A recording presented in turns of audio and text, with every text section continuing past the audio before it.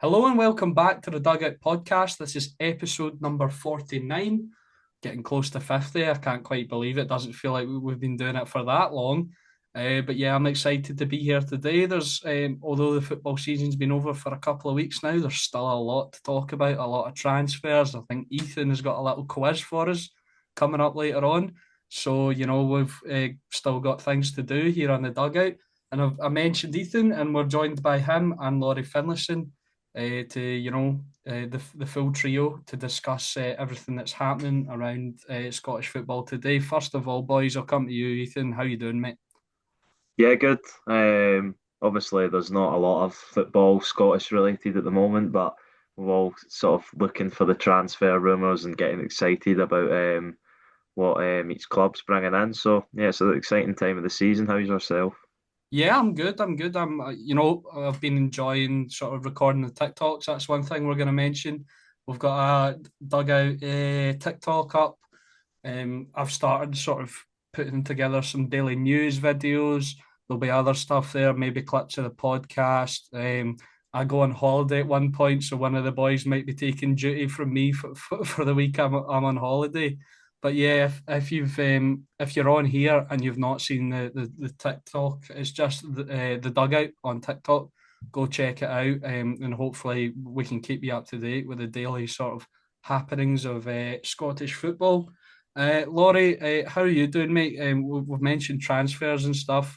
Kilmarnock already starting to get active. They've already announced Jamie Brandon and the return of Greg Kiltie today. Yeah, so two signings so far, as you say. One, of course, returning local boy, and Greg Kelty, the other being a promotion-winning captain. So I would say two solid signings to begin with there. I would Yeah, expect sorry to cut off. I'll die on this hill. I think maybe it's because I've seen him a couple of times. I think Jamie Brandon's class. He's versatile. He gets stuck in. He's sort of rough, but he's got technical ability as well. So, mate, he'll kind of be my. He's already my call for the season. I think he'll be a quite a good signing. Sorry to jump in there, but I just wanted to get that point across. Yeah, not at all. I think it will be an interesting signing. I personally think, I know some Kelly fans are a wee bit underwhelmed by it, but I think someone like Jimmy Brandon is the sort of signing a club of Kilmarnock's size should go for. I mean, Livingston will be disappointed. They've not held on to him, I'm sure, having just came back up. But like, if clubs like ourselves can cherry pick guys like Jimmy Brandon, it's not a bad thing at all, and not a bad free transfer. Definitely not a bad free transfer. It's he's a real leader as well, and I had the pleasure of being in the press box for the Trust Trophy final. If you want to be sponsor friendly, but we all know it is the Challenge Cup final, and yeah, and he was fantastic. He scored a really good goal that game as well. Although maybe it wasn't the best showcase of when it gets tough because Livingston did absolutely thrash Queen's Park.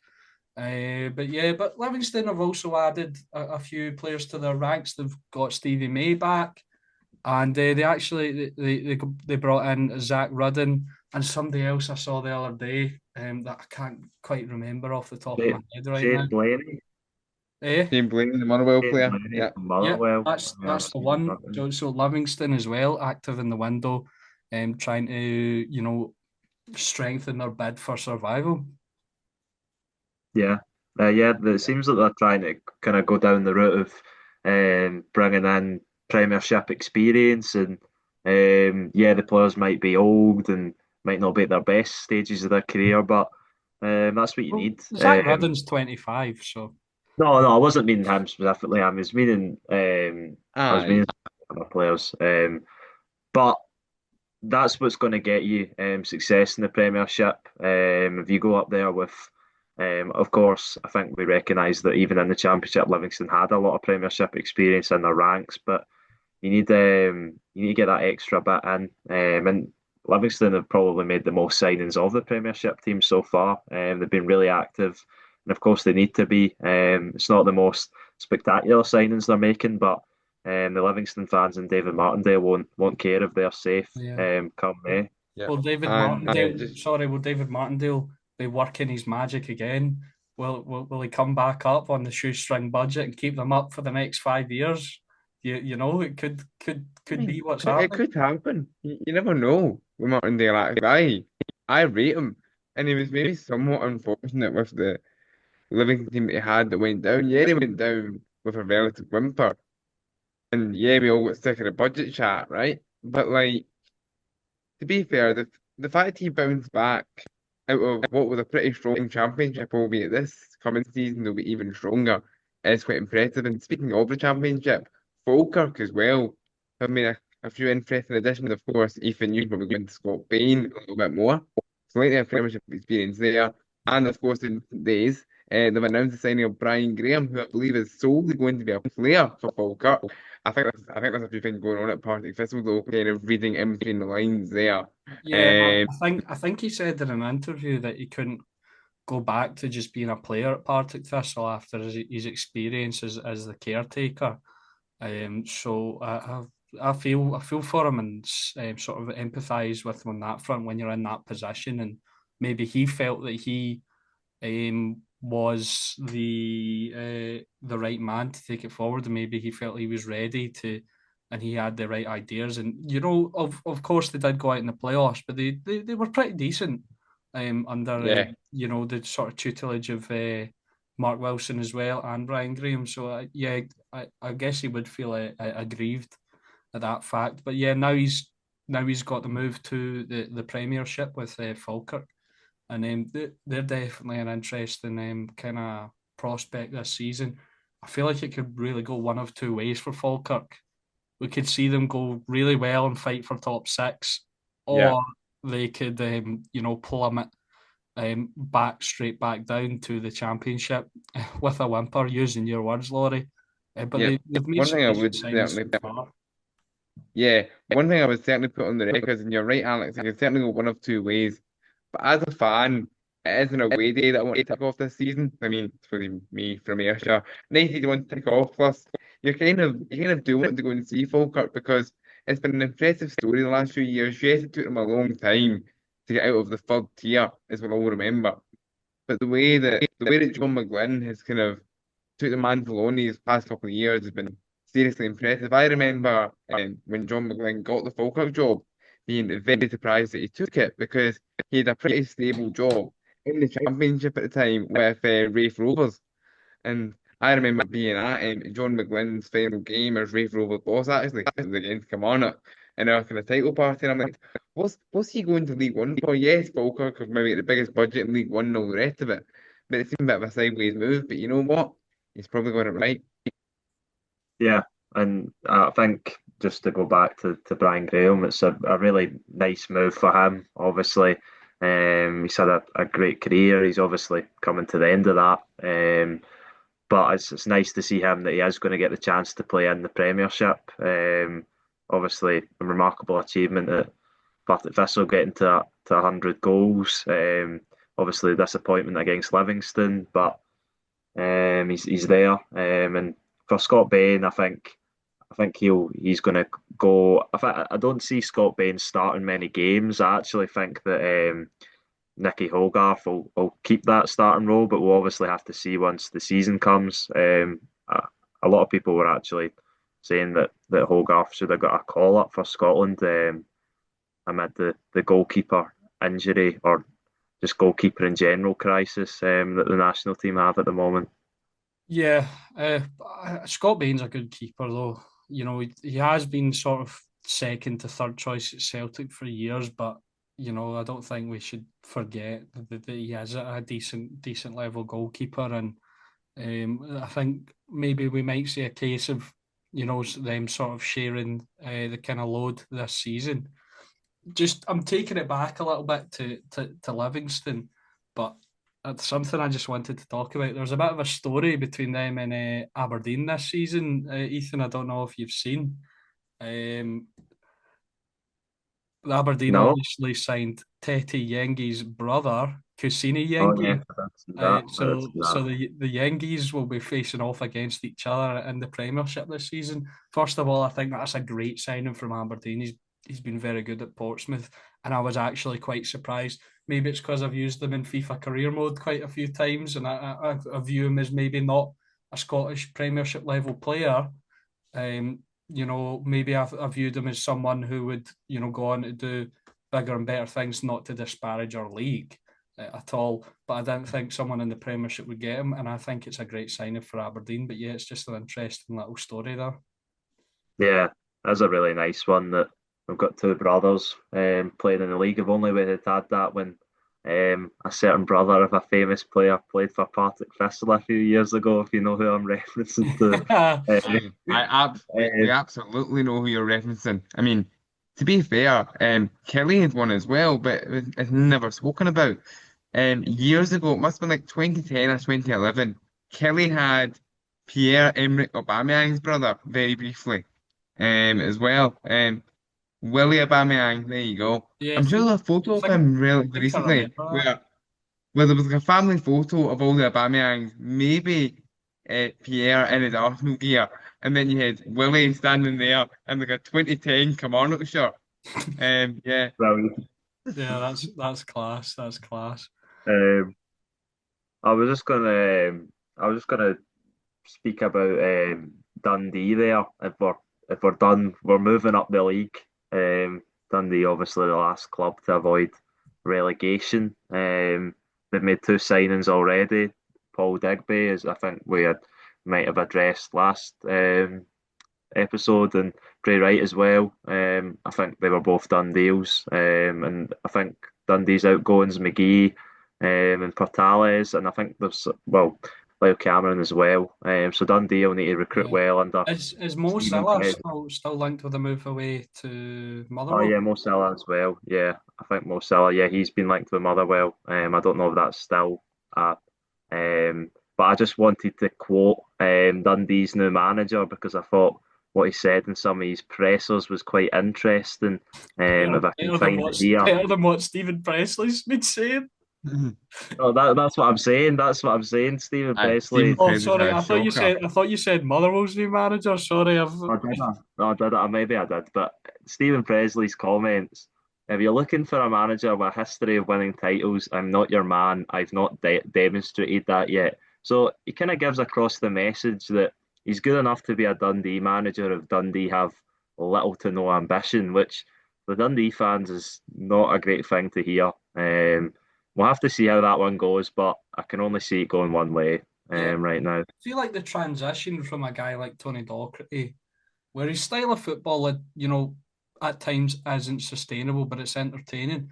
And I feel like even though, we've criticised it in the past, there's just an element of there is room for a sort of growth and, potential. You could feel potential in that sort of Dundee side under Tony Docherty, and this just feels like something from exciting and unknown what could happen. They could end up in a battle again under Tony Docherty, or they could push for top six like they did in the first season up. You never know. But this just feels like something, I don't know. The only way I could see this happening is they regress or they stay in the same position.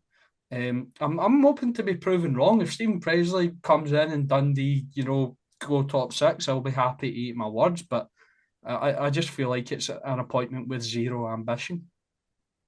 Yeah, completely agree with that. Totally.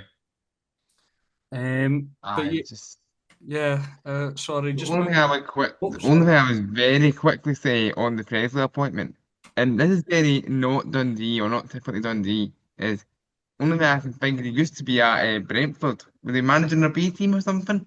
I wonder if there's some sort of, I wonder if there's some sort of like analytics play almost. I know Hearts are also obsessed with that at the moment. But you wonder whether that's maybe something. But it doesn't Yeah. sound like a very Stephen Presley thing to do, if that makes sense as well. Although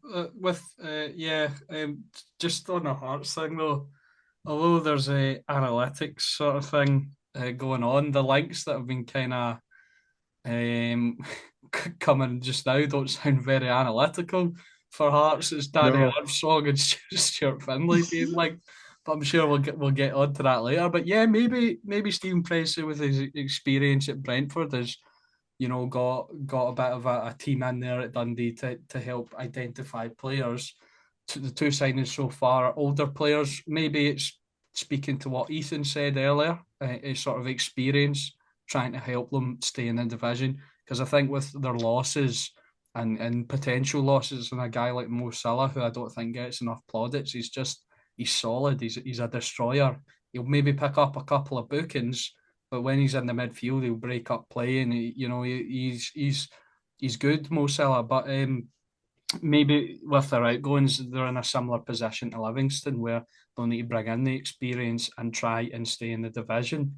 But yeah, moving on from one managerial appointment to another, I don't think we've spoke about it on the podcast. Jens Berthel Askew is the new Motherwell manager, coming from his role as assistant manager most recently at FC Copenhagen in Denmark. He's had experience in Denmark, Sweden, I believe, and the Faroe Islands. So he's easy, and he played for, I think, shout out to Pitch and Patter, Ryan Niven, who on his podcast that I was on the first episode of, it came out Monday 3 o'clock. Just go check that out on Spotify if you want to go listen to it. But yeah, he also mentioned he had a decent career. He played a lot in Denmark and Norwich. He played for Norwich City and also Millwall. But yeah, it's an interesting appointment. I'll be honest, I don't really know much about him, but I think Ethan's done a little bit of research on him.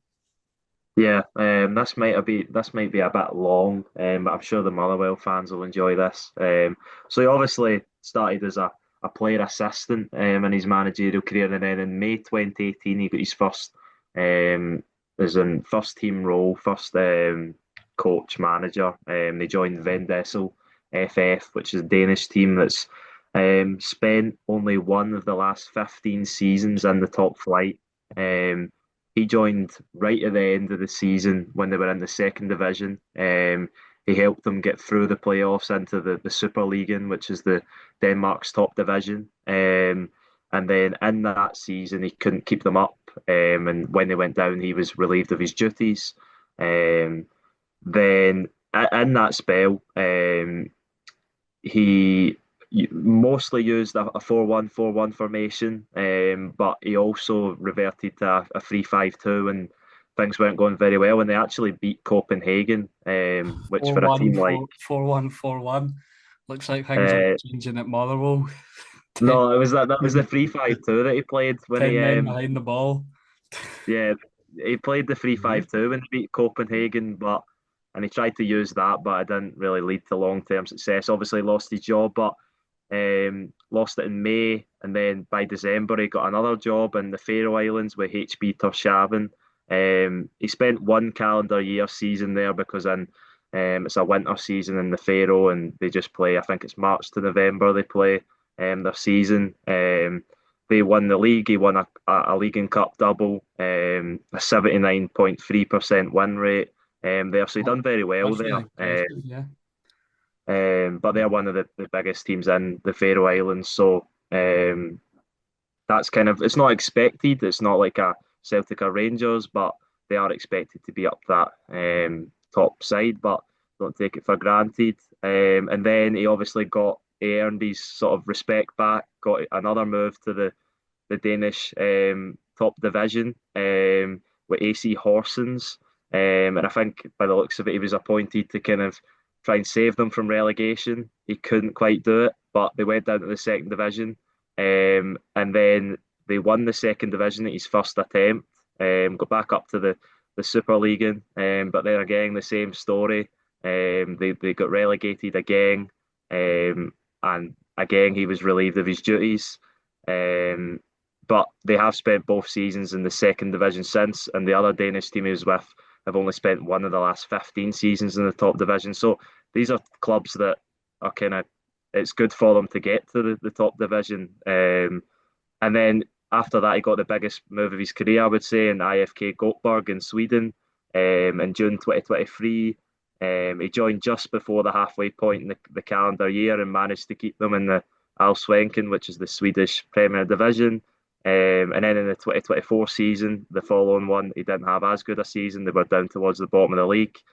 And again, it was hard to tell whether he was sort of relieved of his duties or he took that move to Sparta Prague as an assistant. Spent a little bit at Sparta Prague, 7 months as assistant. It wasn't going too well there for the coaching staff. Then he obviously got the move, as Alex mentioned, back to his homeland as the assistant at Copenhagen. In his final managerial role, he played 4-3-3. So he's varied between a four at the back, with three in midfield, with four in midfield, a three at the back. So seems like the kind of manager that he's going to play with what's he's got, kind of thing. He's not got a clear sort of idea, and that's not always a bad thing. I think we say that if he's not got a clear formation and whatever, but if he's got a clear idea of how he wants to play with the players that he'll be given at Motherwell, then it could come good. And one thing that I would say is, although he's had, I would say, 3 successful seasons, 3 poor seasons, he keeps getting jobs across his first 5 coaching. Sorry, I'll just finish. Across his first 5 coaching and 2 second assistant roles, across that 7 years, he spent just 6 months out of a job. So he's obviously doing something right if he keeps getting jobs. And Motherwell's maybe his last chance to sort of make it as a manager rather than assistant. Yeah, one thing there I will mention is off of his career and sort of the multiple formations he's using. He sounds like a very erratic person. You know what I mean?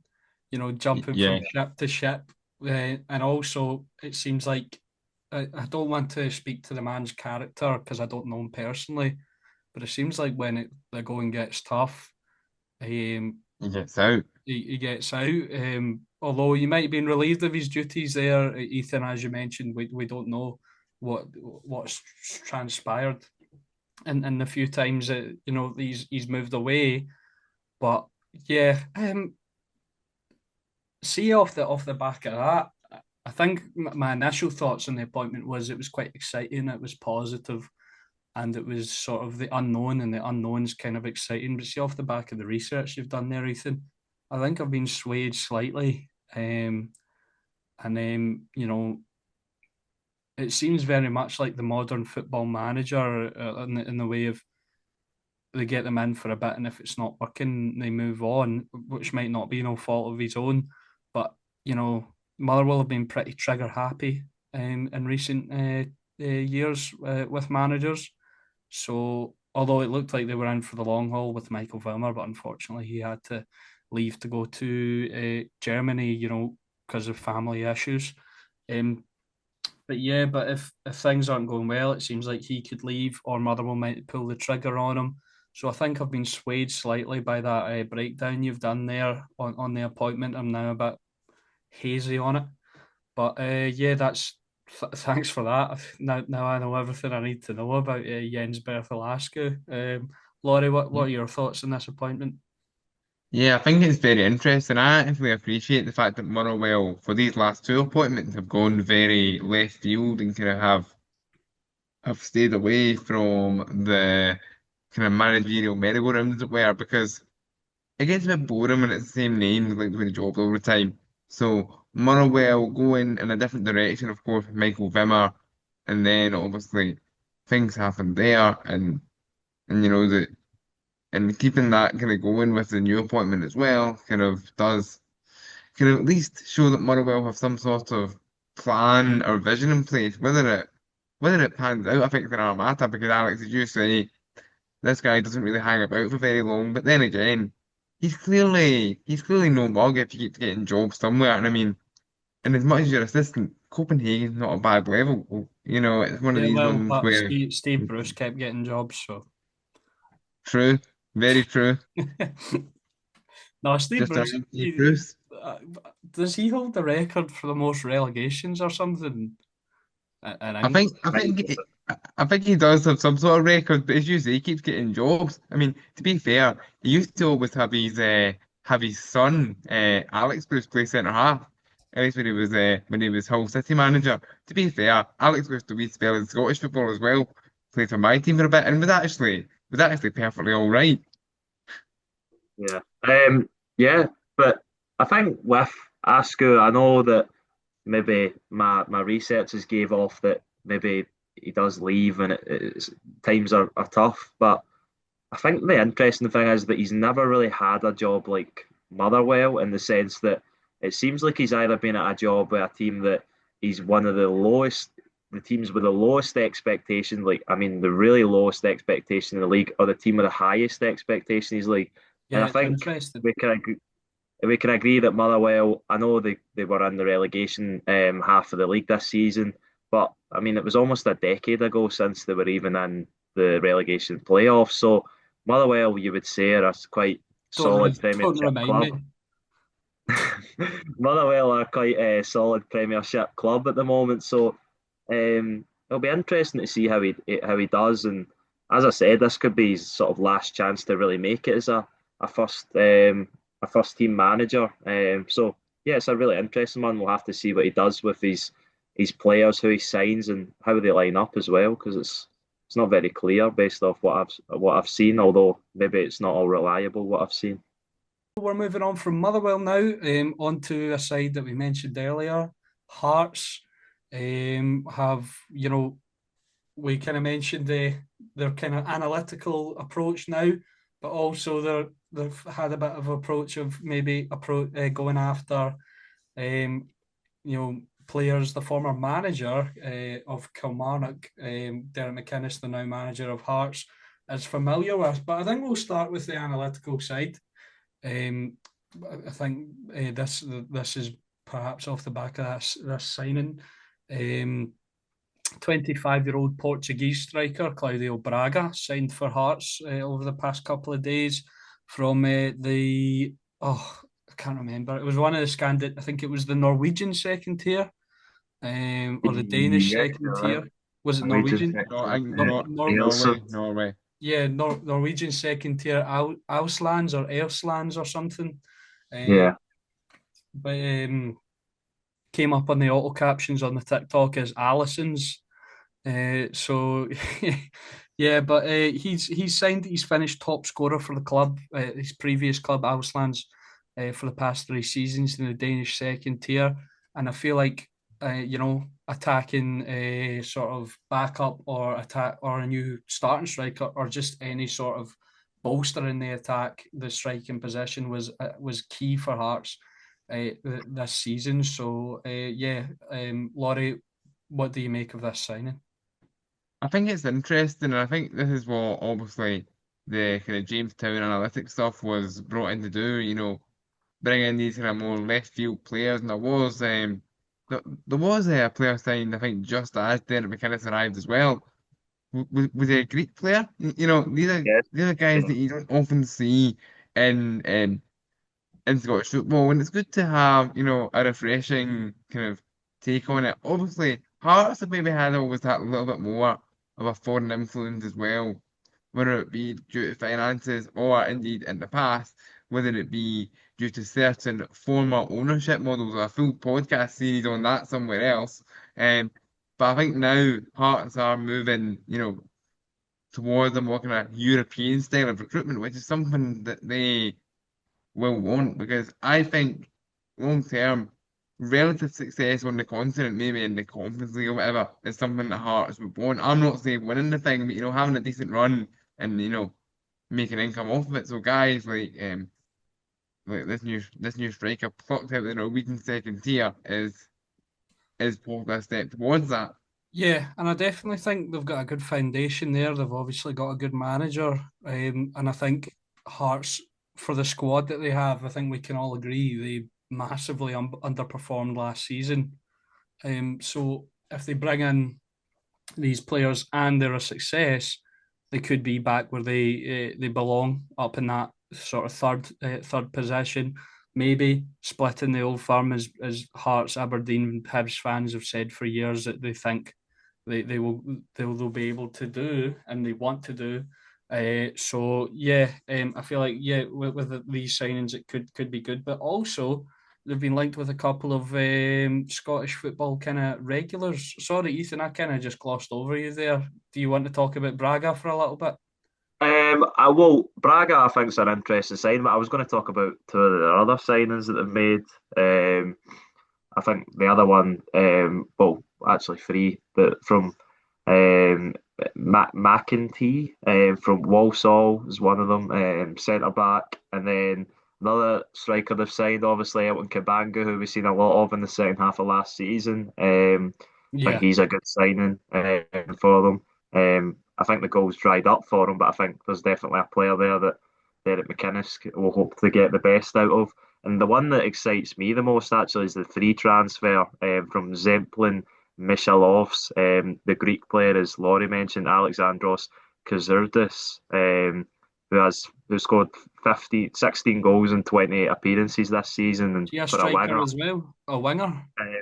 left winger, Wow. it says. That's So it's a brilliant. pretty good return. So and on a free as well. So you can see why the analytics is pointed them in the direction of this guy. And yeah, okay, you can maybe see that the Slovakian league isn't the best in the world, but I mean, 16 goals for in 28 games for a winger is obviously a very good record, and he will be hoping to, and the Hearts fans will be hoping that he can transfer that into the Scottish Premiership. Yeah.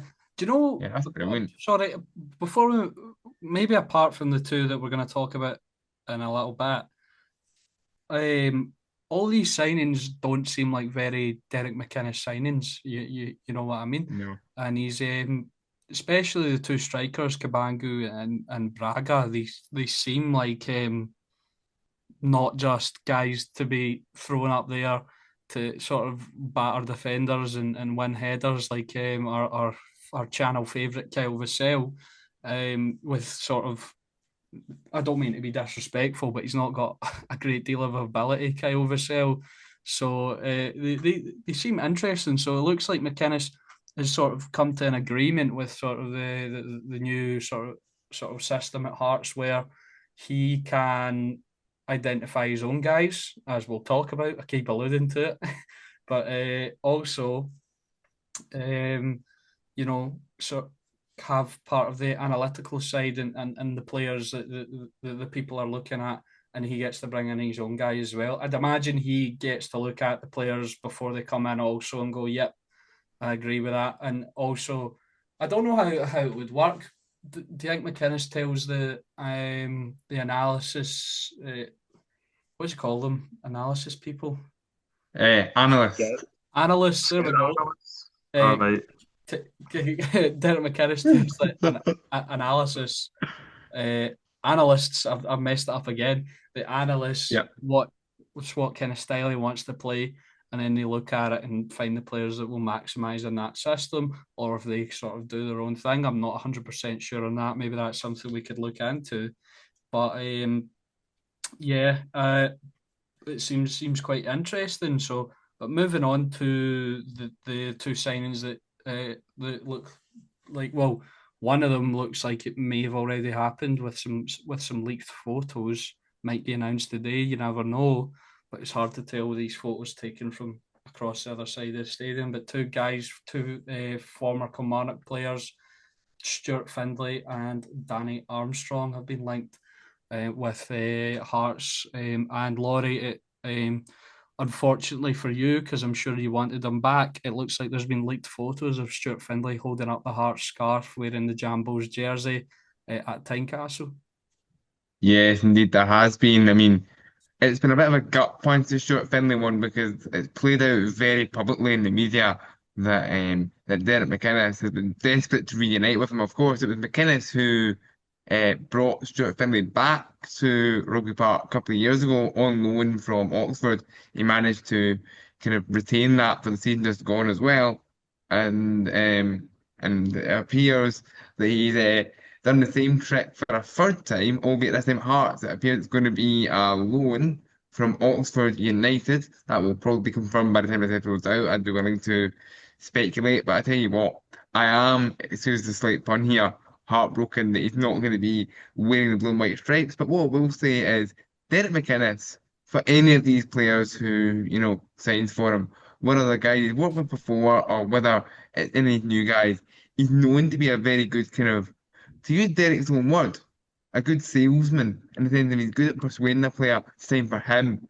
Can I imagine Stuart had the option of either fighting for a place in the English Championship or possibly even sticking around at Kilmarnock. But I mean, Hearts is quite an easy sell probably for someone like Stuart Finlay.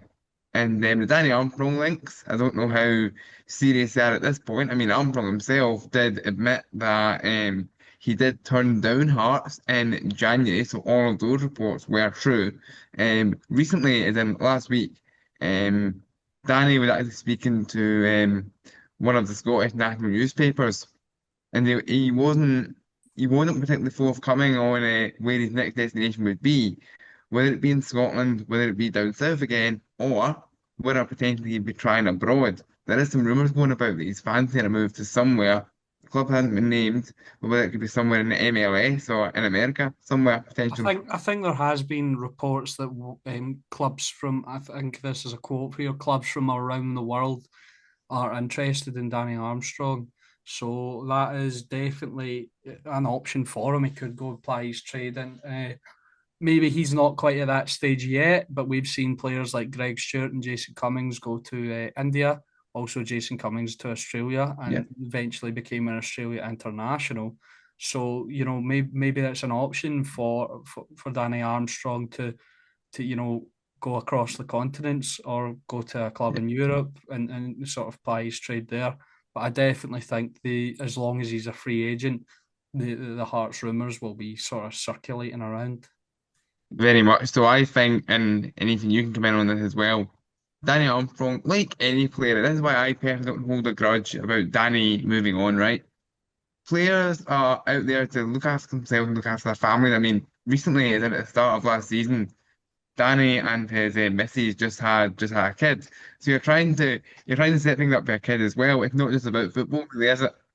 Sorry, just before Ethan jumps in to talk about that, on that point there, I saw a clip from a podcast actually.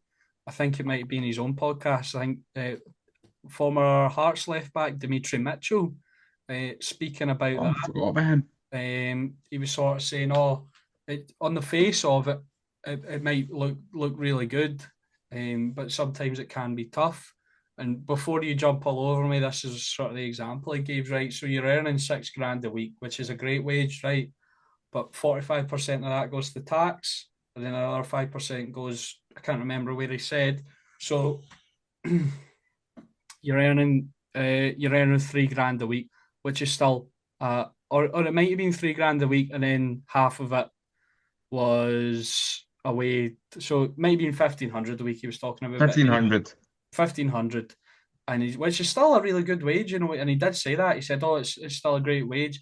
But you've got a mortgage, you've got to think about your family. The missus can't work because you're away from Manchester, that sort of thing. So I think maybe we underestimate it. We think, oh, footballers, it's an easy life, it's great, but they really do need to think about taking care of their family. And I think that's a great point you've made there, Laurie. Yeah, Mm. definitely. I definitely agree with that. And footballers' well-being and looking after themselves will be a point that we'll get onto later in the podcast and another Yeah, topic. But I think I've got some Laurie, thoughts on that. I think you were Laurie possibly referring to Greg Taylor there. Obviously, he looks to be leaving Celtic, and as you said, you can't blame him. The other players I think are interesting stories at Kilmarnock because, I mean, some of the ones that have already left, Laurie and Bobby Wales, I think it's a really good move for him going to Swansea. We've already maybe spoke Uh, about it. I, I think I, so. I disagree. Do you? He'll be And back there up. are, He'll be back up that, here. He'll be back up here playing for like Motherwell or Hibs or something in a few years, I reckon. I can see that as well, Alex. And it's nothing against Bobby, who I wish every success in Wales. I mean, Wales and Wales sounds like a threat in the stars, but I'm kind of with you. I think put it back up here. Although I hope it works out. I mean, Bobby's a good old player and nice lad as well. But you want it to work out for him. But also there's that one. I mean, Sorry, Laurie, you just on that. I think the only way you make a success down south is if you're like a generational talent. And I don't mean in the not terms of that. like a Lionel Messi or anything. I mean like a player that, maybe he's there for Swansea playing bit parts for a year or something, and then next season he's starting and he's scoring 10, 15 goals and then he gets a move. It needs to happen very quickly. If he's on Swansea's bench for 2 or 3 years, I just don't think. And personally, I think Bobby Wales is a good player. He's talented, but I don't think from what I've seen of him, I don't think he's that sort of talent. Yeah, and even you can jump in here as well, but I think, and granted, this is down to Kelly's mismanagement of him, right? But I think one more year at Kelly could have made quite a difference, actually. Yeah, a bit Yeah, more ready, potentially, for a step up. definitely. And you think that I think we think or thought last season that he should have probably got a lot more game time, Bobby Wales, Yep. and maybe under Kettlewell he would have given him that chance to sort of really step up and be that man for Kilmarnock in the Yeah. Premiership in Scotland, and then maybe he moves on. But I mean, yeah, I think it's a good move for him on the face of it, but as you said, there's a lot of things that need to go right for him to really Yeah. make it down Yeah. there in England, Just because it talking, is yeah, we difficult. were just talking about family there. He's probably on a good wage. He's probably, a good move for him in a financial sense and sort of setting up himself for a foreseeable element of his time, of his future. Sorry, so that's probably a good move. But I think footballing wise and for his career, and the hopes that we have for him as Scottish fans, as Scottish people, I don't think it's maybe the correct move for him at the right time. Yeah, Yeah. we'll obviously have to see that one. But the other one that I was going to point out, obviously, a big name on this podcast. Is he? I think he was in all three of our sort of halfway season point worst teams. And then I think we all agreed that he was maybe Kilmarnock's best player of the season come the end of it. Joe Wright, obviously left for Bradford. And I think if you're going to lose Finlay, obviously wasn't Kilmarnock's player, but there was obviously the talk that he might come back, and you lose him, and you also lose Joe Wright, then it's got to be worrying in that central defensive area, Laurie. Yeah, it's worrying. And the most worrying part is, and granted, I'm happy to say this on record, Kelly lately haven't been the most transparent over contractual situations and whatnot, but a few months ago when Joe Wright was doing press. It must have been like February, March time. He was asked by a reporter as to whether there had been any conversations over a new contract, to which he admitted, even at that point, there had been no conversations whatsoever. And that really started to irk Kelly fans. And at the end of the season, there, I was after the final game, funnily enough, Antarctica finished. I ended up talking to a couple of the players, and it's two players that I've been discussing this pod. So Joe Wright, and I ended up talking to Stuart Finlay. And of course, you asked Joe where his future lies. To be fair, Joe's mum and dad's practically earshot as well. And again, they weren't really sure. However, it was kind of commonly accepted among Kilmarnock fans that Joe's preference was to move back down south. And obviously Bradford will be a side who can probably still pay more than what Kilmarnock can. This is the thing that you forget about Scottish football sometimes. We're too caught up in our own goldfish bowl. I mean, Bradford are what? A solid League One club with a brilliant fan base and a good stadium, so they'll have income that maybe we don't. And then they'll have crowds quite They comparable to don't. our Hearts. Put it that way. I don't think Bradford own their stadium though. Ah, well, maybe they don't. But I They mean, don't. I don't think they own Valley Parade. I think they're renting it right now. Um, I have some strange knowledge about that because I was watching a realistic career mode series about Bradford. In case you're wondering why I've just that's cool. No, that's cool. I love pulled that that. out of That's my hat. cool. But yeah, I don't think they own the Valley Parade, unfortunately. Aye, but Joe Wright's a big loss. I wish him all the best. Wish him all the best at Bradford. And a mate of mine actually got one of Joe Wright's shirts signed just after he left.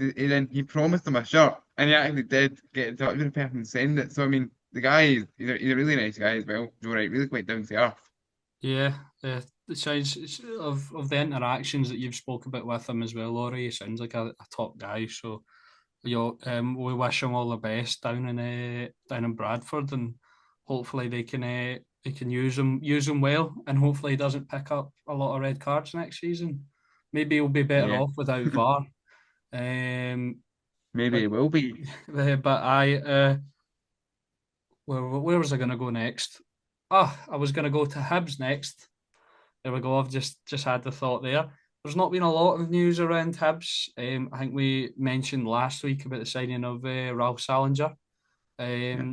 New goalkeeper, and they desperately did need a goalkeeper. I think Jordan Smith sort of won us over a little bit with kind of his sort of rise into the Hibs team, but I feel like they still did need that extra safe pair of hands. So hopefully for Hibs and for Salinger, it'll be a successful sort of signing for them and a successful move for him coming coming to Scotland. But yeah, well, moving on to sort of news of an outgoing from Hibs, it's not super big, but it's kind of what's kind of been happening. Mentioned it on the TikTok. I think might have been today or yesterday. Dylan Venti looks to be on his way out to Heerenveen in the Eredivisie. He was signed. I didn't realise this. I think he was signed for like 700,000, Yeah, which is he a was. It was very expensive. massive fee for a club in Scotland. Maybe not so much. Well, probably quite a lot for Hibs. They're just on that step below from Celtic and Rangers. Rangers are a step below Celtic, so I'd say in terms of finances, so I'd say they're the step below Rangers, maybe on a par with Hearts. I think Aberdeen are a bit above the two of them. Anyway, I digress. Yeah, it looks like he's on his way out. He was on loan, I think, for the back half of the season, and he's not. I think he did show promising signs when he first joined, but he's not really been a success at Hibs. And their attack right now is absolutely is dynamite. It's brilliant. So I feel like this is probably a good move for him. And if I'm not sure of the nature of the deal, but if Hibs can get a decent fee for him, I think it's good for all parties. Yeah, that was one of their big signings that obviously didn't work out. But yeah, I think they're well sort of supported in that striker area now. Obviously Kukarevich and Kieran Bowie, and obviously Martin Boyle can sort of play up front as well. And Um, another one. Obviously Dwight Gale retired, but is Junior Hoylett Yeah. still there, or is he retired Um, as well? I think from memory, they were trying to tie Junior Hoylett down. Whether they managed to, I don't know. But I think he was one of these ones, when clubs put the list out, or every club bar Kamara that's alluded to, where they say, we remain in negotiations with whoever. Yeah. I'm sure Junior Hoylett was on that list. He's sorry, we've kind of cut you off again, Ethan, but no, no, he's one that whenever a Hibs game is on, he's good to watch, isn't he? You know the way he yeah, moves with the ball, and obviously he's kind of a maybe championship legend in England. He's sort of with just his technical ability, and he's scored a fair few nice goals for Hibs. Maybe his legs aren't quite there anymore, but you can definitely see why he'd have a prosperous Yeah, career sort of in the Championship, and I think he played a few seasons at Premier League level. he did. yeah, yeah. He's a kind of a streets won't forget kind of player Yeah. down south. And they could make him sell that down here as well, or Oh, up here even as I keep well. I keep going off on tangents, but what you mentioned there, it was a quote from Zaha a few weeks ago, and he's like, "Don't put me in the streets won't forget category. I'm a certified baller or something like that." But I think that's fair. I think Wilfred Zaha Aye. probably Aye, above. here's the yeah, but thing. he's not. Confidence and arrogance, what would you call that? I'd say confidence, and I feel like it's justified because Yeah, I'd, I'm I'd okay. I'd put Yannick Bolasie in a streets won't forget, and Zaha was a much better player than Yannick Bolasie. So Yeah, Yeah, Yannick Bolasie was, well, until the injuries kicked in, was pure like just flair and whatever. I mean, did he who play was it? in Scotland, or am I making that up in my head? nah, you're making that up in your head. I Okay. think you're making it up, but I'm with you. I feel like he's one of those ones you feel like again, like I heard that somebody would have signed at some Yeah, point. Aye. I don't know why, but Uh, yeah. who was it that fell for the Yannick Bolasie hype and spent all their money on him and then he was injured? Was it Everton? of the Yeah, previous ownership. Yeah, yeah. They signed him. They signed him from Palace, and then that was kind of the end of his sort of. But I think he bounced around for a lot. I think he was at Sporting Lisbon for a little bit. He was at Middlesbrough recently, but yeah, he never really quite lived up to his expectations. But he'll live on in memory. Streets won't forget Yannick Bolasie.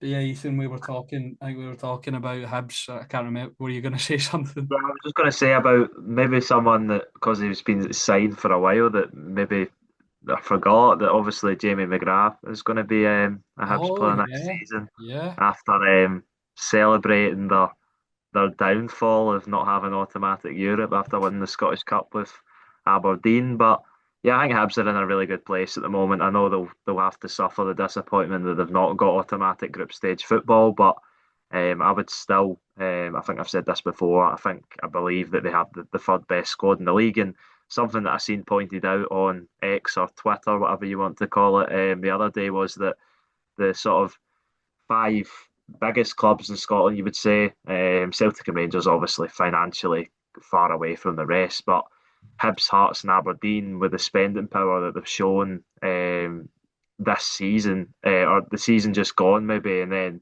this summer already, Hibs been rumoured with a move for a near £1 million move for Triantis. I think Rangers were also linked with him as well. yeah. After a very impressive season. Sunderland don't want to sell him though. They believe Yeah, he's a future sort of kind of asset for them. Maybe to hike up his price after another good season or bring him back into the fold. The Mackems, was I correct there? what Sunderland. was it? The Mackems, is that Sunderland, or have I just made a I don't know, it might be. I've never Yeah, heard that yeah, before, yeah, but that's Sunderland, yeah. Markham's in Sunderland, yeah? Cool, cool. Uh, yeah, that was all. I think that was all I really had to say. I just think I don't know what you think about that, but I think Hibs, Hearts, and Aberdeen, the spending power is kind of pulling away from the rest of the league. Do you think that's fair to say? yeah, I think Aberdeen flexed that the most last season because Yeah, I think they actually spent more than Rangers did in the transfer window. So yeah, I think they are definitely pulling away from other sides um, in the division, but I think it's a good thing and a bad thing at the same time because you don't want to leave the other clubs in the dust, but you also want to see those three clubs. Well, maybe not from our own selfish perspective, me and you, Ethan, but as a whole for the benefit of the Scottish game, you want to see them continue to progress and challenge the two at the top, or as it's been for a good while, the one at the top, the Celtic who've been dominating the Scottish game. Just your speak a team that actually broke a bit of the dominance, and you mentioned them earlier, Aberdeen. Before we get into sort of what they've kind of been doing, I just wanted to mention, those TikToks where it's like, oh, somebody said this, also that, and then it's like holy airball. So yeah, possibly. Yeah, yeah, I yeah, think so. so I seen Aberdeen posted one, and I went, they went, oh, I play for a team that won the Scottish Cup, and then oh, and then it was her and saying, oh, so you play for Celtic, and then it was a photo of all them holding the cup, and it was like holy airball. That's pretty good to be fair. Yeah. That's good to be fair, yeah. So that was pretty funny, but yeah, Aberdeen. Um, oh goodness, my brain's kind of gone blank here. Have they made any signings so far? Apart from I think they've made a few, but there's not been much of a fanfare about them. Um, I want to say I saw something online saying they've made like four or something like that. I think it's one of those where they went on about signing number four, but Oh yeah, Kusini Yenge, we spoke about that earlier. Emmanuel Giamfi. Let's see. Highly rated German youth international Emmanuel Giamfi signed for the Dons from Bundesliga 2 side Schalke 04 for an undisclosed fee. Or Schalke 0123. Schalke 04. So a bit German there for you. well done. Let's see. Mats Knoster signed a contract extension until 2029, but that was a couple of weeks ago.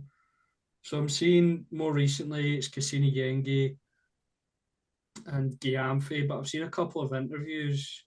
Well, there was another guy. Who was this guy? There was an Aussie goalkeeper, I think.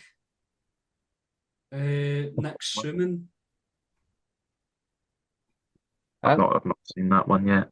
but that'll be to replace Ross Doohan, I would guess, since Yeah, Yeah, since Celtic chat. yeah. So Nick yeah, Suman or Summon, however you say it. So Aberdeen, fairly active so far in the window as well. Making a few good signings, and I mentioned it earlier, I think, but I think Cassini Yengi is a great signing. yeah. I Really, think really great last signing. season, yeah, last season he didn't score any goals, but that's probably why Aberdeen can get him. The season before he had 14. So he's obviously come off the back of a difficult season, and Aberdeen have been able to pick him up, and they'll be hoping to sort of get his career back on track. Another sort of notable player that's left Aberdeen's Jack McKenzie, and to be honest, you can't exactly blame him after what he had to go No, through towards the end of the season. Obviously, away to Plymouth, who I can't remember who it was that I seen. Oh yes, it was Gareth Bale. Gareth Bale, yeah. That is partnering with a consortium to look to make a bid for Plymouth Argyle What is apparently. this with football players just now suddenly wanting to own football clubs? Like, what's It's all the Real Madrid, ex Real Madrid players will look at another? Modric. Yeah, another point that was actually on the TikTok as well. A Scotsman actually left Plymouth and joined AFC Wrexham. Ryan Hardy, former Rangers striker, at Wrexham, looking to stay in the Championship and continue their rise through the divisions. They also are linked with Stuart Armstrong and Barry Bannon. So I think they're showing the power of their pool once again. You know, with the sort of, I think that's been one of the main benefits for Wrexham, because people have the impression that they're like super rich. They are. I think they're reaching the level now where clubs can compete with them financially, but in terms of a pool to come to Wrexham and be on Disney Plus and meet Ryan Reynolds, you know, and they are one of the Yeah, most popular clubs in the world. I think they're maybe top 10 in shirt sales in the world or something. yeah, I don't there's definitely an appeal to don't it. quote me on that, but I think they are one of the most popular clubs in the world. Aye. There's definitely an appeal to it when you think about it. They're clearly trying to go for the American market because why else would I don't know if they still do it, why else would United Airlines, who to be honest have no interest in the UK, like sponsor English, Welsh football team. You know, it's like aye. I think the shirt sales will be through the roof for them. In terms of the players, they certainly are getting a cut above newly promoted championship team. I mean, Stuart Armstrong will be some signing. Ryan Hardy is a solid bit of recruitment. Barry Bannon, well, been there, done that in the championship, done it in the Premier League as well, albeit could have a bit done, but a good bit of experience. You know, I Yeah, don't know if this is because I overrate him slightly, but has Barry Bannon been like blacklisted for Scotland or something? I think that actually is something that I can't think what was he maybe, and even you might remember this, was he maybe one of the guys who effectively blacklisted himself in the McLeish era? might have been. I can't remember it. But possibly. But I think we've all seen this season as well that he's a very sort of outspoken character. Have you Yeah. seen his videos reacting to Sheffield United's playoff disappointment? But yeah, I think the interesting thing I think obviously the two really interesting clubs in the lower leagues of England at the moment are Wrexham and Birmingham. And I think Birmingham are, although they seem to be stockpiling on players that have not done very well in the Scottish Premiership, Wrexham seem to be stockpiling on Scottish players. So it's interesting that there's a bit of a Yeah, it's kind of Scottish element to it. speaking on that as well. It's kind of funny. There's not really been many talks. I'm forgetting about all these guys that are coming back to Rangers. There's not been many talks about Ben Davies or Kieran Dow actually going there. There were strong links when their loans originally entered. Here's one you guys about you forgot about. Jose Cifuentes is back at Rangers as well. So Yeah. I did. I'll be honest, full disclosure, Alex, I did totally forget about him. I remember, well, I saw his name on Twitter yesterday, and I'm like, I thought Rangers got rid of him ages ago, but getting another Cyprus, chance, is he? Cyprus, he was playing in on loan. Greece. That was in Greece. Right, Aris must. Thessaloniki.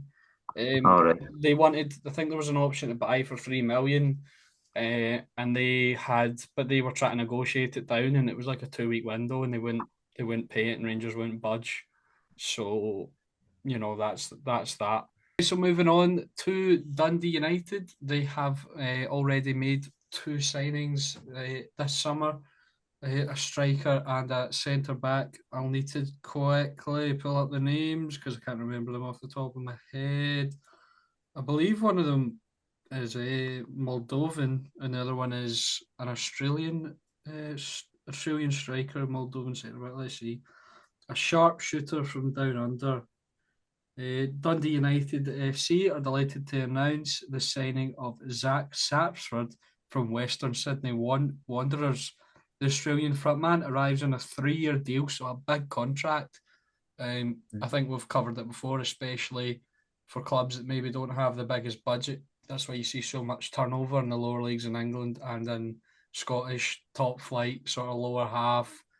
So a big contract for him there. And then the centre back announcement: commitment, composure, and full blooded tackles. Dundee United FC are delighted to announce the signing of I think that's an I, Iyuri Iyovu from NK Istra 1961. The defender joins the Terrors on an initial 2 year deal with a club held option of an additional 12 months subject to SFA and international clearance. So two signings there for Dundee United. I think a striker was required. Obviously, it looks like they're not getting Sam Dalby back. I haven't really seen any reports. I don't even know if he's gone somewhere or. I think Yeah, I, yeah. I think he has gone, he has, but I can't remember where it is now. Ethan, I've had a mind blank. Oh, Where's is it Bolton he's went to? I want to that? say it's. I'll Yeah, double check someone, this. someone with it's someone with a white shirt anyway, and I can see him. Just double check that for us. Sam Dalby. Oh, it's not coming up on here. Let me see. I'll get it. I'm pretty sure it's Bolton, although it is a team in England. Let me Yeah, see. relying on the information Bolton devices a little bit, Wanderers. troops. Bolton Bolton, Wanderers. Bolton Wanderers for Sam Dalby. But Yes. yeah, I think they're two really interesting signings. For Dundee United, the striker. Let me actually just see. Zachary Sapsford. He looks like a really sort of Is it not young player. Sam? What? Is it not Sam? I swear I just said Sam. It says on my it says here Zachary Sapsford, but maybe my app's lying to me. But he looks 10 goals Oh, in it's, yeah, 29 it's games last Zachary season. Zach. Sorry, I got a bit confused. Um, so he looks like a promising player, and I think was it you that mentioned the point maybe, Alex, about how Australian players always seem to do so well in Scotland. So yeah, it's a really good move, and they'll be hoping he can replace the goals that obviously Sam Dalby's left behind. And the other one, really strange career path this guy's had because he started off in Italy at Cagliari, then to Venezia, then to Croatia with MK Istra, obviously, who Dundee United signed him from. But he also was on loan at Deportivo Alaves, second team. I don't really understand. That that's a strange one, but you kind of see things like that. I mean, there's one, and we mentioned Bolton Wanderers a moment ago. I remember years ago there was a Bolton youngster. It was when Louis Van Gaal was manager of Man United. There was a random Bolton youngster who was loaned to Man United playing under 23s. And another one I remember, because of a Kilmarnock connection, of course. Kelly had, you might remember, just before COVID, Dario Del Fabro, at the time Juventus defender. Years before that, he was loaned to Leeds United to play in their youth team. Yeah, it's a strange one. It's a strange career path that he's had for a Moldovan international, I would imagine. So yeah, but another interesting signing for Dundee United. Obviously, they need to replace because they did let quite a lot of players go that their contracts were up. Declan Gallagher, obviously, away to Ross County. Yeah, so two good signings for Dundee United, and I'm sure they'll make more Yeah, because they want to compete for that top six again, although it'll be difficult. yeah, just on another kind of link. Um, Yevhen Kucherenko, goalkeeper, Ukrainian goalkeeper, has been linked to Dundee United as well. Obviously, they lost another key player in their side who was on loan last season. Jack Walton has returned to Luton. And they've been linked with a 25-year-old Ukrainian goalkeeper from LNZ Cherkasy. So another very interesting place and an interesting player um, to be looking to sign from. So another club that are sort of going for players that you've not really heard from teams that you've not really heard of. So yeah, an interesting strategy from Dundee United. But Jim Goodwin's a good manager, and they've Yeah. made some interesting signings in the past that have paid off with Trapanovsky. Obviously, I think his season sort of curtailed a little bit, but he was one of the main men last season for them. So, an interesting transfer strategy from the Terrors. Yeah, just quickly jumping on that. It does seem to be something, Alex, that Jim Goodwin is quite strong on doing. You mentioned a couple of guys there, like Trapanowski, or even Van der Sande, who I know comes from, can't remember what country it is as well, somewhere about kind of left field. I think Um, I think he's I think he's actually Dutch, but he represents like a one of the Dutch Virgin Yeah, Islands or something like it's that. something like yeah, that. Yeah, yeah, very nice. and even when Goodwin was Aberdeen manager, think of some of the foreign players he brought in there. I'm sure Jim Goodwin was responsible for guys like Miossi and Ramadani and all that. And of course, Ramadani's not to play in Serie A, right? So he's got an eye for a foreign player.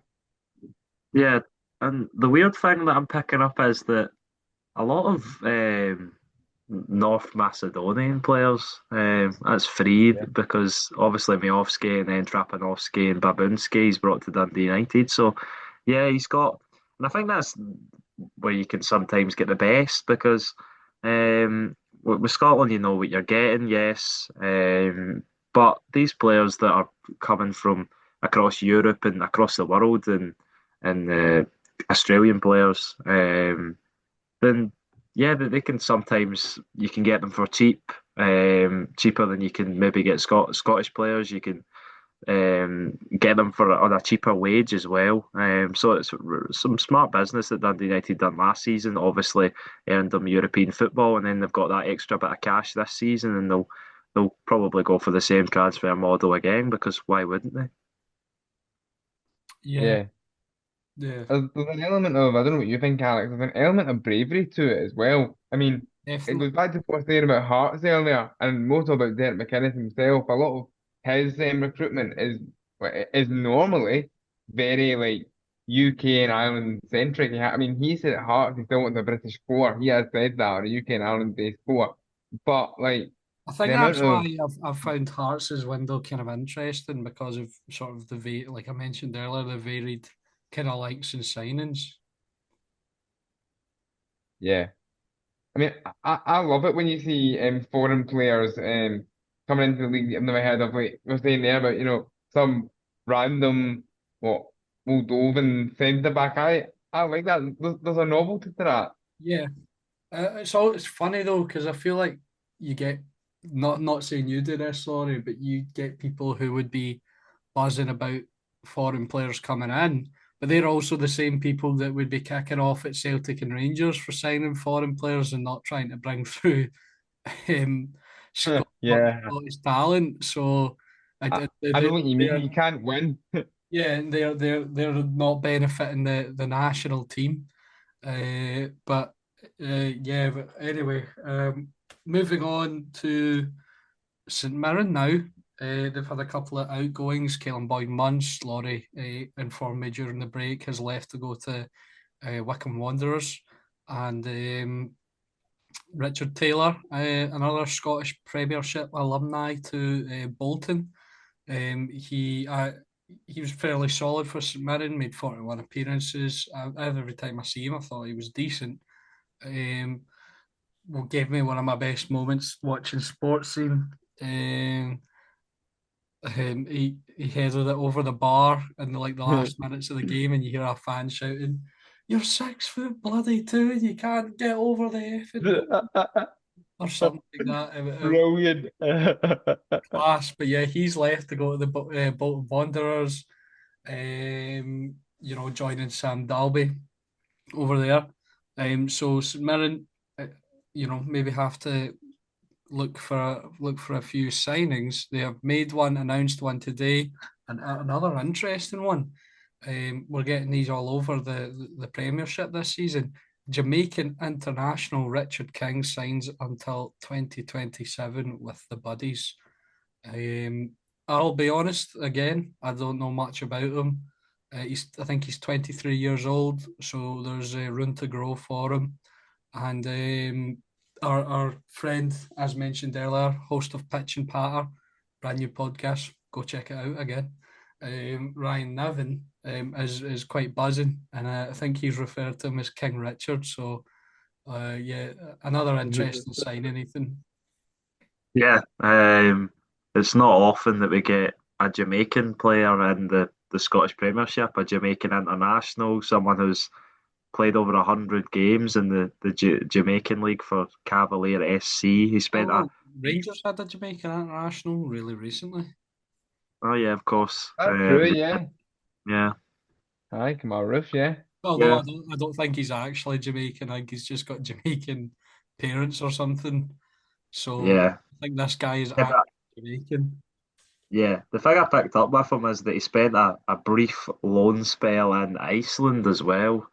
So Jamaica to Iceland's quite a transition. So Jamaica to Scotland's another transition that he's going to have to embrace. But he played 30 times for his country, so he must be doing something right. Yeah, I would say it's an exciting signing for St Mirren, and Stephen Robinson always seems to get his recruitment right. So I would have faith that he's going to be someone that can come in and replace the Richard that's just left.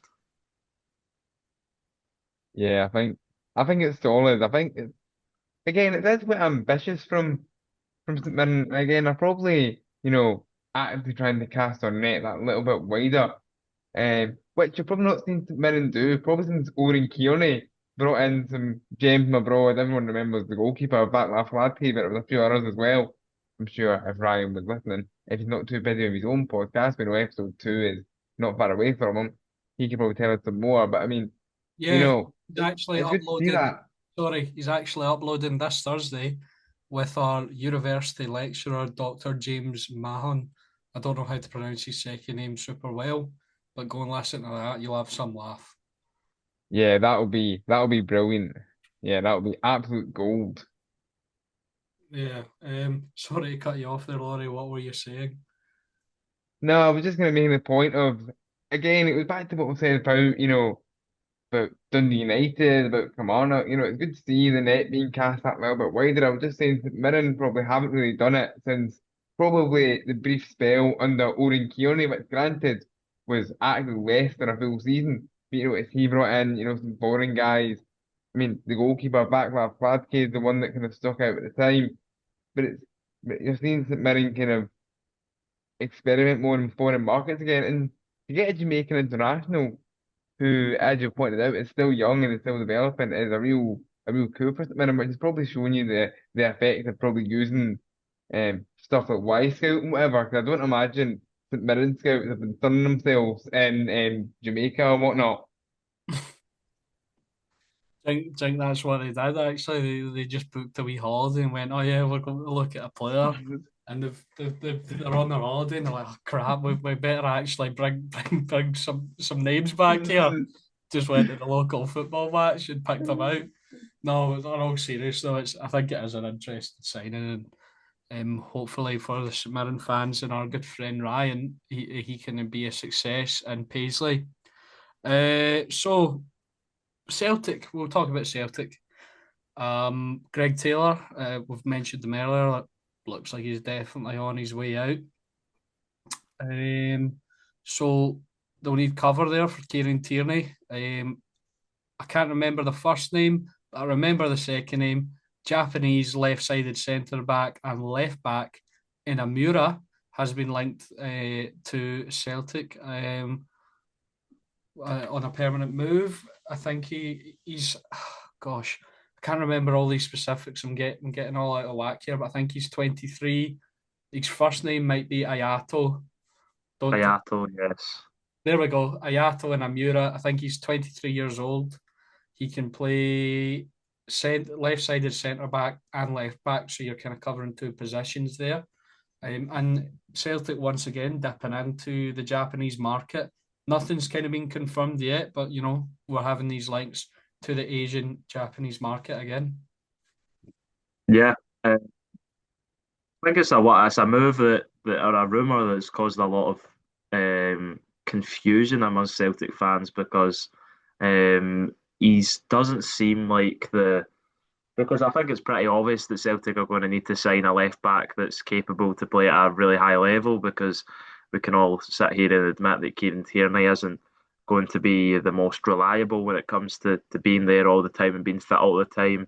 Hopefully that he can be that way, but you can't rely on that. You need to have a good backup option, especially when your two left backs have left. So I think Inamura, he's not someone that sort of has blown the Celtic fans away with that rumour. He plays on one of the J League's worst teams, and you would think that for that if they're down the bottom of the league, he probably has some of the best defensive actions in the league, but that doesn't seem the case. He seems more in possession where his strengths are. He's a bit like Liam Scales, progressive passes and stuff like that. His stats are really good. But I think this seems like more like a what would you call it? A project player rather than someone that's maybe going to come in and be expected to really compete for a starting position. But maybe it is. The other left back that Celtic have been linked with, which has kind of went cold recently, was Keita Kusugi, the other Japanese player. He obviously plays in Sweden with Djurgården. I think he would be more realistic, but we'll have to see what Celtic do. But it's still very early in the transfer window. I think Celtic have already got three deals done, it Well, looks like, on top of Kieran Tierney. well, the transfer window is not even Yeah, open. open yet. So is that four deals done? Let me see if I can. Let me see. That we think are done. They might not all be Is it done, but four on top of Kieran Tierney? no, three on top of Kieran Three Tierney. on top of Kieran Tierney. But that's still solid, that's Yeah. solid. Yeah, so you've got Benjamin Nygren, Swedish Yeah, winger, 6 months left on his contract, £2 million fee, I believe. yeah. Uh, Norgeland. But I've just settled on calling him Norgeland. That pronunciation is probably so wrong. But, obviously, that's where Rangers got Mohamed Diamande from. So, yeah. Oh, gosh. Osmond. Yeah, Uh, Callum, the Fulham striker. He looks to have finished his summer holidays, so I imagine he'll be heading towards settling everything at Celtic Park. But apparently, he's already passed his medical, so seems like that one's a done deal. cool, cool. And the third one, give me a clue. I'm sure I've It's a said goalkeeper. goalkeeper. Oh, Ross Doohan. There Yes. we go. Forgot about him. So, Sure, we Yeah. mentioned them earlier in the pod. so those are the likes. The supposed done deals look like they're on the way for Celtic. So yeah, obviously Osmond and Doohan kind of squad players. Nygren, not so sure. I think Celtic are because of certain injuries and maybe uh, unless they bring in a starting striker, it looks like Maeda maybe try to take up that position this season. that as if he stays at Celtic. There's still so much time left in the window. I think they do need backup in the winger positions. And they've speaking of wingers, Nicholas Kuhn has been linked with a £15 million move to his former club, RB Leipzig. So yeah, looks like he might be on his way. I don't think there's any reports of contract negotiations or the bid has been accepted or anything like that. But yeah, Ethan, what do you make of that? Nicholas Kuhn linked with that move to his home nation of Germany. Yeah, I think it's certainly an interesting one, and I think Celtic are going to lose a key player this season. It's difficult to pinpoint what one that'll be. Carter Vickers has obviously had rumours; he always does. Um, Leeds and Sunderland were linked with him, I think.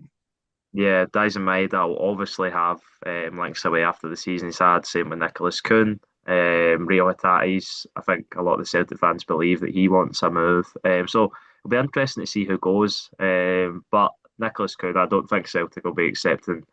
I mean, I don't think Celtic will accept anything less than a 25 million. So I think 15 million's a bit low, probably below Celtic's valuation for Nicholas Kuhn. So we'll have to see. But I don't imagine Celtic for selling him. Celtic will sell him anything less than 20 at the very least, because he's still got a good few years in him. And at his best, which probably was against Leipzig, he's shown the quality he possesses. So yeah, Celtic we'll have to see who that goes out before you kind of see who comes in. I think Celtic have started the window good, well. They've got in a few good signings. I think Callum Osmond was a really interesting one. Obviously, he's a Fulham B team player or a Premier League Two player, but it looks like he's done really well there, and he obviously turned down a professional contract at Fulham, so he Thing wants is, first team minutes. so every young player looks class in Premier League too. Yeah. Yes, I, I mean, of course. I can think of a couple of guys who, again, even clubs like Kelly have signed, who have looked brilliant in Premier League Two, have actually looked okay-ish in spells for us, and then went on to do nothing. Like I remember there was a player we signed on loan from Bournemouth. You might barely even remember the guy. He was at Motherwell briefly as well. Mikael and Jolly, in a striker, left winger, scored a couple of crackers in the League Cup and scored the goal against St Johnstone for us. And the fact you don't know nothing proves a point. Then a few years later, comes back, up here, plays, when I say plays, joins Motherwell on loan, plays something at 2 games, goes to Gillingham, does nothing, and now he's in English non-league. And this is a guy who scored 20 odd goals in Premier League too. Yeah, Like, so it's a weird level. yeah, definitely right. It's difficult. It's difficult, but there obviously is talent in the Premier League too. It's just, but there also is players that aren't good enough to even make it at a professional level. So it's difficult. Celtic are obviously going to have to pay little to nothing for him because he's not in contract at Fulham. But it's an interesting one to see how that goes on. I think Benjamin Nygren's the real exciting one for the Celtic fans. He's obviously done very well this season for Nordsjælland, and he's done well for Sweden when he's been given the chance as well. And I think he's one that can play in sort of that central that attacking midfield role as well as on the wing. And I don't think Celtic have really had a sort of really a calm attacking midfielder since Tom Rogic, maybe. It's a kind of position that Celtic have. They've not really played with one, but it's always a nice option to have. But yeah, I think Celtic will sign based on what they lose as well as what they need, because if they obviously lose Rio Hatate or Nicholas Kuhn or Dyson Maeda or Cameron Carter-Vickers, then they're going to need to replace them, and that will also free up a lot more money to spend. But I think Celtic are still in a really good position at the moment. I think that's a nice segue to Rangers. They'll sell what they they'll sign what they lose as well as what they need. Because they do need a lot, but there has been rumours around a few players for Rangers exits in this summer. One big one that I was not expecting Looks like Cyril Dessers signed, sealed, and delivered to AEK Athens. €4.8 million is the fee. I read somewhere, I think there's a clause in the deal if he plays in European competition over the next 3 years for AEK Athens. I think it's league phase competition. The Rangers will get a €500,000 bonus, which is well, good bit of business there if it's true. He'll be earning 30,000 a week, €1.8 million per year. So yeah, I would really wasn't expecting it either. It's kind of strange. The only thing that I could think is Russell Martin doesn't fancy him because if I might be, I don't know if you guys have seen it, but anytime he's asked about leaving or whatever, he just seems like he loves Rangers. So or it might be another family decision, like we mentioned earlier, because €1.8 million a year is fair chunk of change. But to me, it just seems like Russell Martin doesn't fancy him. Yeah, Yeah, it's an interesting one. Sorry, Ethan. It's one of no, these ones where, like, if and we've said this before, and I've had this discussion with many people before, of like, Cyril Dessers is frustrating. He's a bit of an enigma, right? And not every manager feels they can work with enigmatic players. I get that. But it's one of these ones where, as much as he misses all these chances and he will frustrate you, I mean, look at how many goals he's got across his couple of seasons at Ibrox. It is still quite impressive. Like, I don't know. And I mean, we've said before on here about the mentality of Cyril Dessers is really quite something to behold as well. He doesn't seem to let all those missed chances get him down. And you're right, whenever he speaks in interviews, and I actually quite like listening to him, he's quite open about how much he enjoyed the time at Rangers despite a lot of the, protestations that, the fans have had against him. And that takes a lot of mental strength as well. Yeah, yeah. definitely. Um, Sorry, another thing I was just going to point out about Dessers, I think he definitely still had something to give at Rangers, but as you said, Alex, if Russell Martin doesn't fancy him, then and you get that amount of money for him, and you obviously get him off the wage bill, and I imagine he would be on a decent wage. I'm not saying 30 grand a week, which is obviously a great wage for himself, but I've noticed that looking at his career, he's never spent more than two consecutive seasons at a club. So maybe as that kind of guy that plays a bit somewhere and then he goes, right, okay, I want a new challenge. I want to go and play in a different league now, and that's what he's done. So yeah, can't blame him, but he was definitely a decent servant to Rangers. Over 100 appearances, over 50 goals. So yeah, you can't really knock it. yeah. 109 appearances, 51 goals, um, 15, no, 13 assists in that time for Rangers. So 66 goal involvements in 109 games. Also, for a let's wait, let me just check. I think he's for a 30-year-old turning 31 this year. €4.8 million isn't a bad fee. I think we're about breaking even on him. So not bad at all.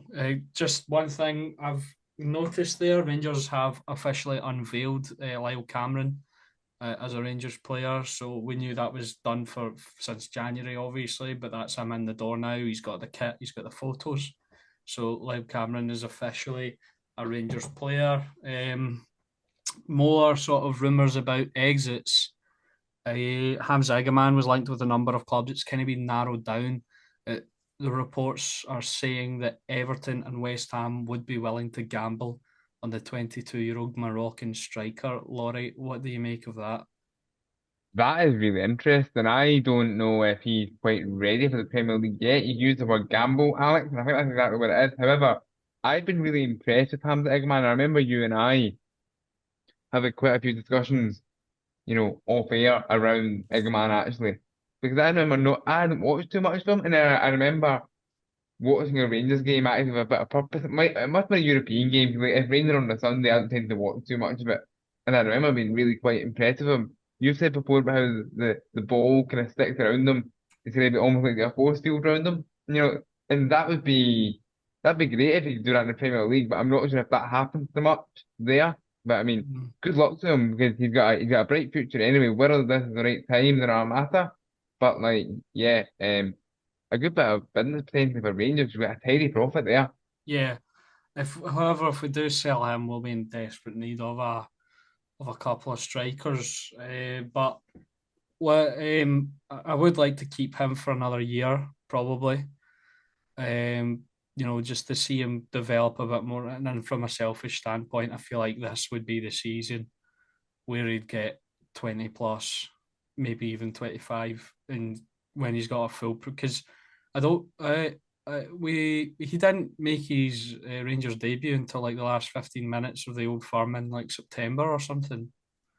And he was still playing bit parts up until that point. So um, yeah, I feel like with a full pre-season under his belt, he could really have a good season. But the fee that I've seen sort of banded about is 15 million plus add-ons would be, and I would like him for another season, but I think to turn down that for a guy, I think we paid 1.5 million for just last season would be kind of insane. Because right there, it is a gamble because West Ham and Everton are buying potential rather than the finished article.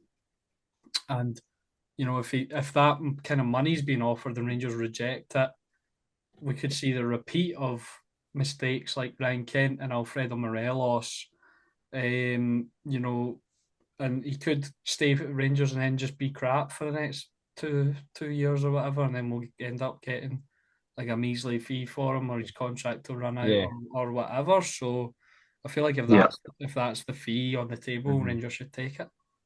Yeah, definitely. I definitely agree with that. I think with Hamza man, there's no doubt of the potential that's there, and he's shown quality in abundance in moments this season. But I think he's still quite raw at times, and there's still a lot of his game that he needs to work on. But you can definitely see he's got the potential to really go up a lot of levels. Yeah, But I think he when needs to work on sort of his team game because I think there's moments where he tries to do it himself because he's clearly a talented player and clearly he knows it, but he thinks he can do it all himself, Yeah. and that doesn't fly when you're at a top club.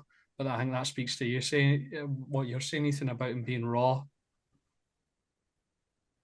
Yeah, definitely. And the thing is, if Rangers hold on to him and he doesn't do any more than last season, then the price will only go down. He's in quotation marks potential will only go down. His age will only go up, and then he's worth less money, and then maybe that's that money gone, as you said. And if Rangers are looking to really sort of rebuild the club from top to bottom, as it looks like they are trying to do, then getting £15 million for a player who didn't start a lot of the games last season would be an excellent bit of business, as you said. To, well, multiplying by 10 what you sign him for in a season, then it's an excellent bit of business for Rangers, Yeah, and what is it's that? one And that can, 1,000% profit. yeah. So Yeah. there you go. You can't turn Brilliant. that sort of So, stuff down. and that would be a great start to trying to rebuild the club, I think. So, Definitely. Yeah. but yeah, I think it's kind of the exits covered. Nadeem Bayrami kind of shut down any exit rumours, saying he's currently kind of focused on Rangers. And now we'll move on to potential incomings.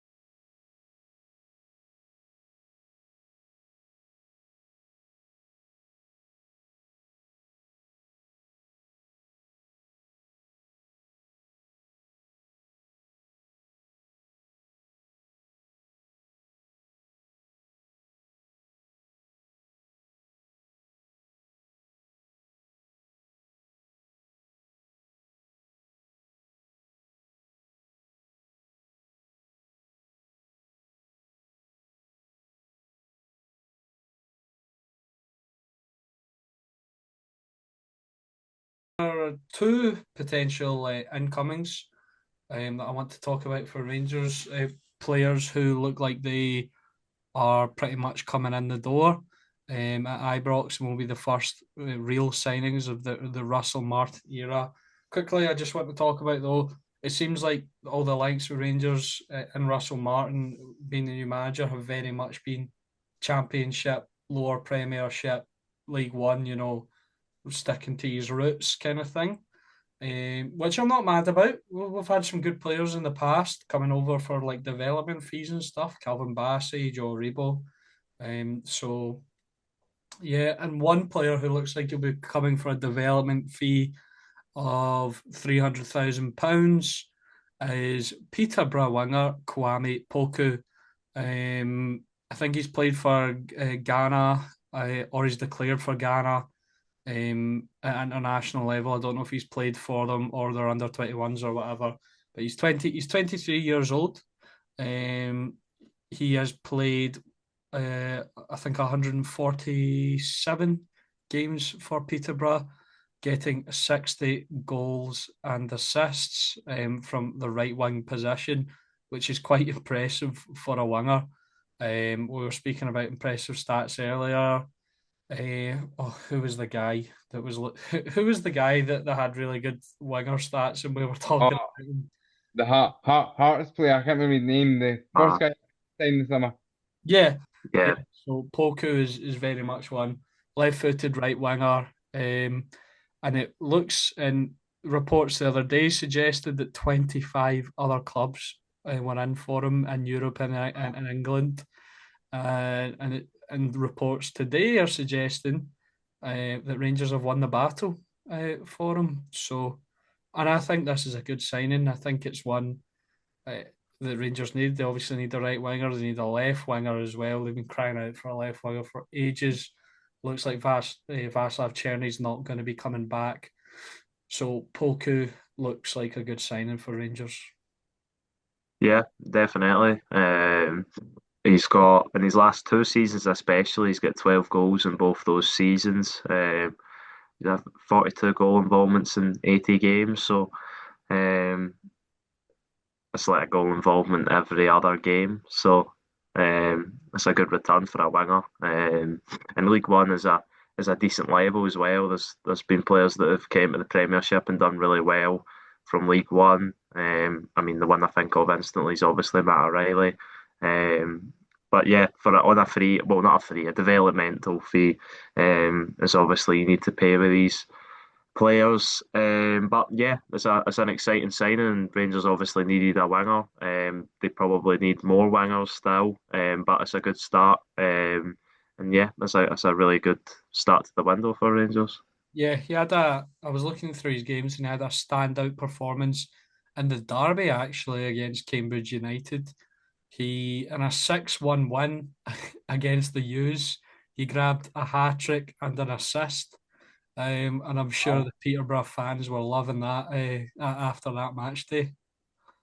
You're forever a hero if you're doing that, aren't you? So brilliant. Yeah, yeah, fantastic. And I'm really excited for this signing. Another one, I think maybe this one crossed paths with Russell Martin during Martin's playing career. Max Aarons, former wonder kid linked with like 50, 60 million pound moves. His career's not quite gone that way, but a loan for a year. I think it's a straight loan from Bournemouth after he spent the last half of last season. On loan at Valencia in La Liga, where it didn't work out too well for him. But I think it's decent enough. Right back cover. Although shades of a player, I think we mentioned, we might have been off air. We mentioned him, John Joe Kenny. Former highly touted fullback, not gone so well. Has had a couple of loan spells. Now coming to an old firm club. But Max Aaron's much like Kenny can play on both sides. He's quick, and I think his market value is still around 15-20 million, so not bad right back cover. Or he could be coming in to start. and Tav could be moving to centre back. Martin might have been watching when Ferguson played uh, Tavernier at centre back. So, whatever. But I think this is another decent signing. Yeah, I think I looked at his when I seen it. I looked at his market value last night on Transfermarkt, which is not obviously the be all and end all, but they had him around 10 million. But you've got to bear in mind he's contracted till 2029, I think, at Bournemouth or something ridiculous like that. So he's got a lot of contract to be bought out of. So I think for to purchase him permanently, I think just now that would maybe be a little bit more than Rangers would maybe want to spend on them when they've obviously still got James Tavernier in that position. So I think a loan move's a really good move for him. He's looking for a break. It's not really worked out for him at Bournemouth since his move from Norwich. And then it didn't really work out that much at Valencia either. Played 4 games. The one that he did play, he played 75 minutes against Real Madrid in a 2-1 win at the Bernabeu. And apparently it was pretty good in that match from what I've heard. So yeah, he's obviously someone who will offer an option to Rangers, and he'll be hoping that he can sort of reach that potential that obviously was given to him from a young age. Now at 25, he's still got a lot to give, and Do you know what this? Do you know yeah, what it's a this really smart also? Do pickup. you know what this move also reminds me of? Todd Cantwell. Yeah, does Yeah, yeah. also, He was yeah. part of that sort of Norwich, the young guys coming through. So, um, but hopefully he works out well, and hopefully he can do us a service for a year. Yeah. Yeah. Hopefully he's more impactful than well, Campbell does have an impact, but in terms of hopefully he's more kind of well, better off the pitch as well and doesn't have the kind of potential attitude issues of that Campbell maybe did. And Matt Tannen's one of these ones you've always wanted to kick on because was there not at some point when he was doing well at Norwich, was he not looking to a couple of really big clubs? I want to say it was something stupid, whether it was serious or not. I About like think Barcelona or Man, whatever. Man United were linked with him. I think Chelsea were linked with him for a period as well. So yeah, he's definitely one that had potential. But the Yeah. thing with those players is, I don't think they must have like a decent base level of talent. So hopefully he can come into Rangers and have a good season. Just before I move on to the quiz, I think something that escaped my mind during the potential outgoings, there was reports that Rangers would accept a £20 million offer for Nicholas Raskin. Obviously, and now Belgian international finished the season really, really strong. Get the same trim as you, Ethan. So, what do you make of these rumours? Yeah, I think it's a good move for all parties. I think Raskin's shown this season that he can go to that next level. He's shown that he can go and perform for his country, Belgium, which is not an easy country to earn call-ups for or caps for. And I think he's been one of the best players in the Scottish Premiership this season. And yeah, I think it's time possibly for him to take that next step. And if, as we said with Igaman, Rangers can get a really hefty fee for him, like £20 million, then that can fund a rebuild for their new manager that's obviously going to want to splash the cash, sorry, to compete on both European front and domestically. Yeah, I think Rangers paid around £2 million for him.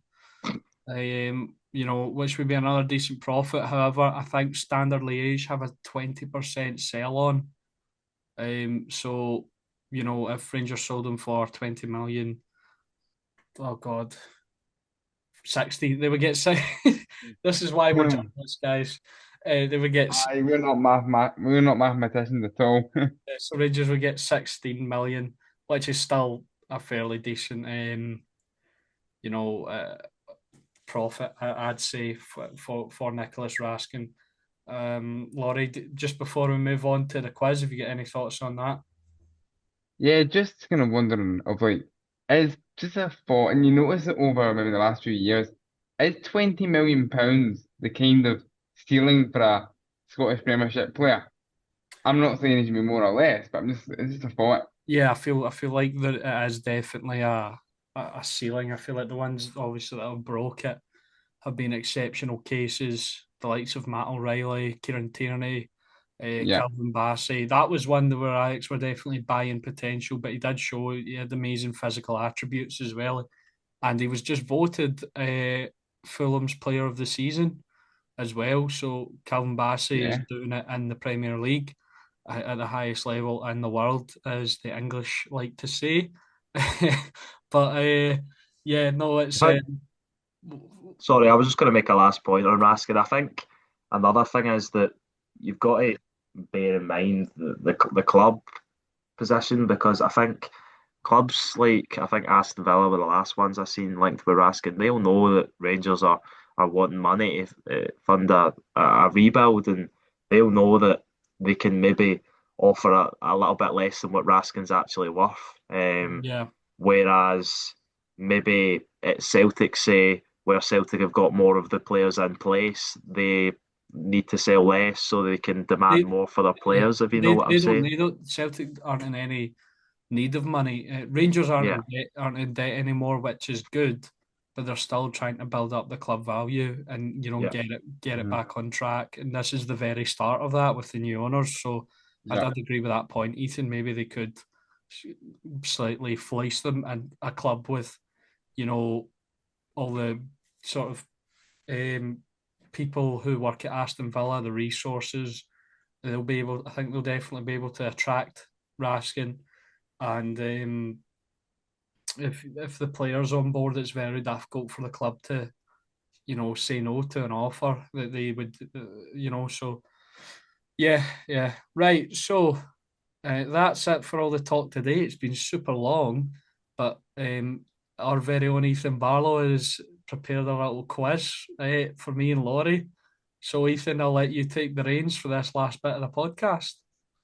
Yeah, well, obviously the Club World Cup has started over the weekend. I think we're going to make a separate video on that, discussing our thoughts on the tournament as a whole. But I've got a little fun quiz based around some things that have happened at the Club World Cup so far. I've got 9 questions for you. They're all different, different answers, different variations of games, right? So I'll just throw the first one to So you how because how how do you want to do it? Do you want us to like write our answers down and then we'll go through it at the end, or just tell us as it goes? Or no, it's a tale as we go kind of thing. It okay, is. okay, So cool. it's like Right. time. It's like a lot of them are like time constricted.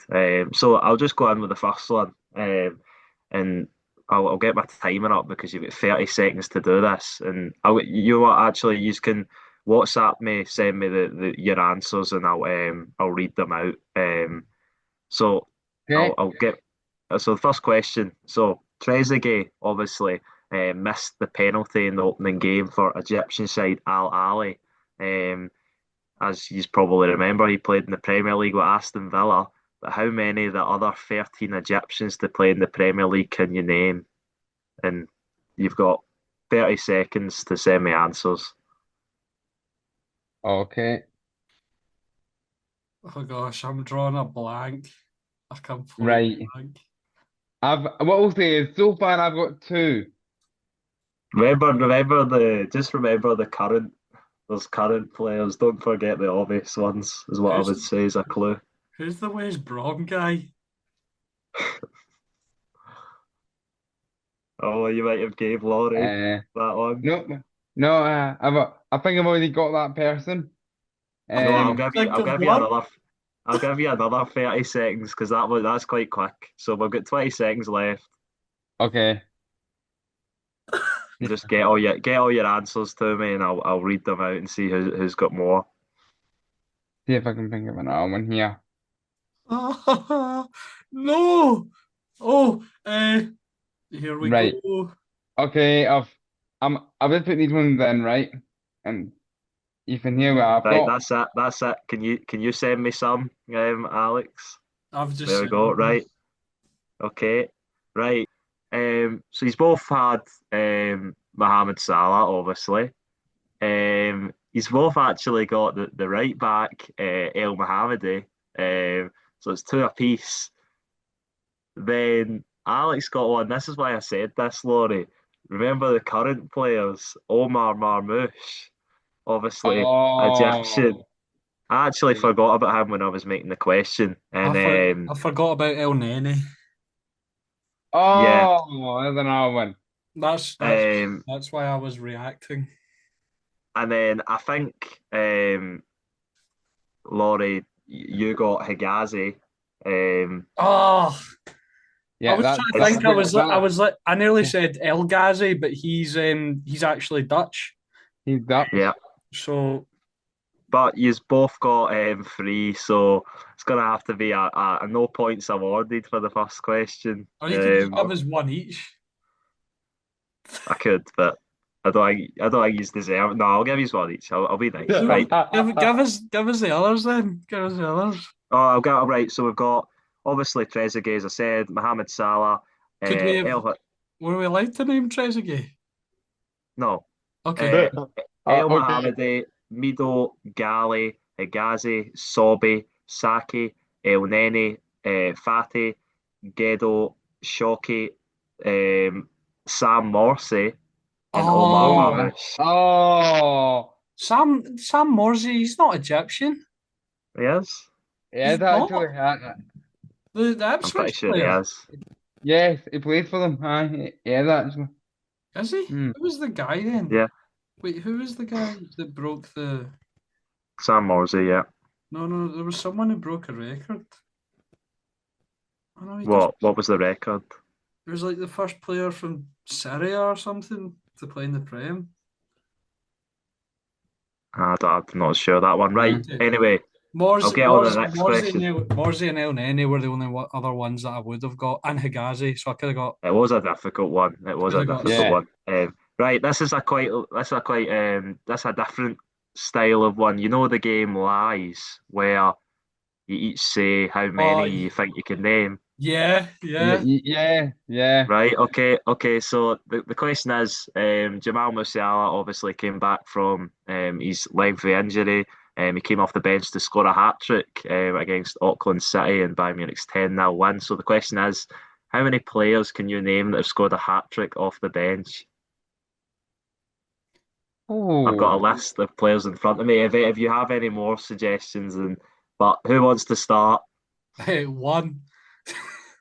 I, I, I'd probably say one as well. I'm not even sure. You need to call me a liar or say you could do more. Well, I actually don't think you're a liar though. Like, I have to lie. Don't I come down myself. Okay, so I've got 30 seconds to name one who've scored a hat trick off the bench. That's a bit easy. Are you sure, Laurie? It is. Are you sure you can't name two, Laurie? Right, I'll try and name two, but I doubt myself quite heavily. But right, I'll I try just and need name the two. player in the club. I just need the player in the club or the country they've done it for. And then Okay. Alex, so what are you going to call him out on that? Are you going to say three? Can I have a little bit of time to think? No, that's cheating. You need to go now. Come on, give us it. You've got 2 seconds. One, Lies, because two, I can't name more than. lies. Right. Okay, I'm getting the timer up for you, Laurie. Right. Um, you've got what is it? Oh, you've got 30 seconds, right, to name two. Right. Three, two, one, go. Right, Robert Lewandowski. Oh, yes, Bayern. Yeah. Yeah, that's one. Um, that one. Don't know. Sergio Aguero, Man City. Yes, I'm pretty Oh, sure that is one. Um, let me see. That's a good strategy. I should have done that. Just name strikers. Named really good strikers. please. VR. Come on. No, that's not a correct answer. So I'll give you more time. Oh, I'll give you more time to answer. You've got 20 No. seconds now, Laurie. right. Right. So was Aguero wrong? Yeah, Guerrero's wrong. Right. Oh, I know. Can't even think. I actually wonder if there's been a really stupid one like Olivier Giroud or something. Chelsea. Um, I don't believe so, no, and I think that might be a time. So I think Okay. Alex has somehow scraped a win from this. To be fair, it is a difficult one. I was thinking, but I got a list here. I'll double check Aguero and Giroud for you, but they are not on my list. So I'll name some of the players that we might remember for doing it. Marcus Rashford scored a hat trick against RB Leipzig off the bench in the Champions League. Lukaku in that famous 5-5 game, Sir Alex Ferguson's last game in charge Oh, Right. against West Brom. Son done it for Tottenham. Messi's done it for Inter Miami and Argentina.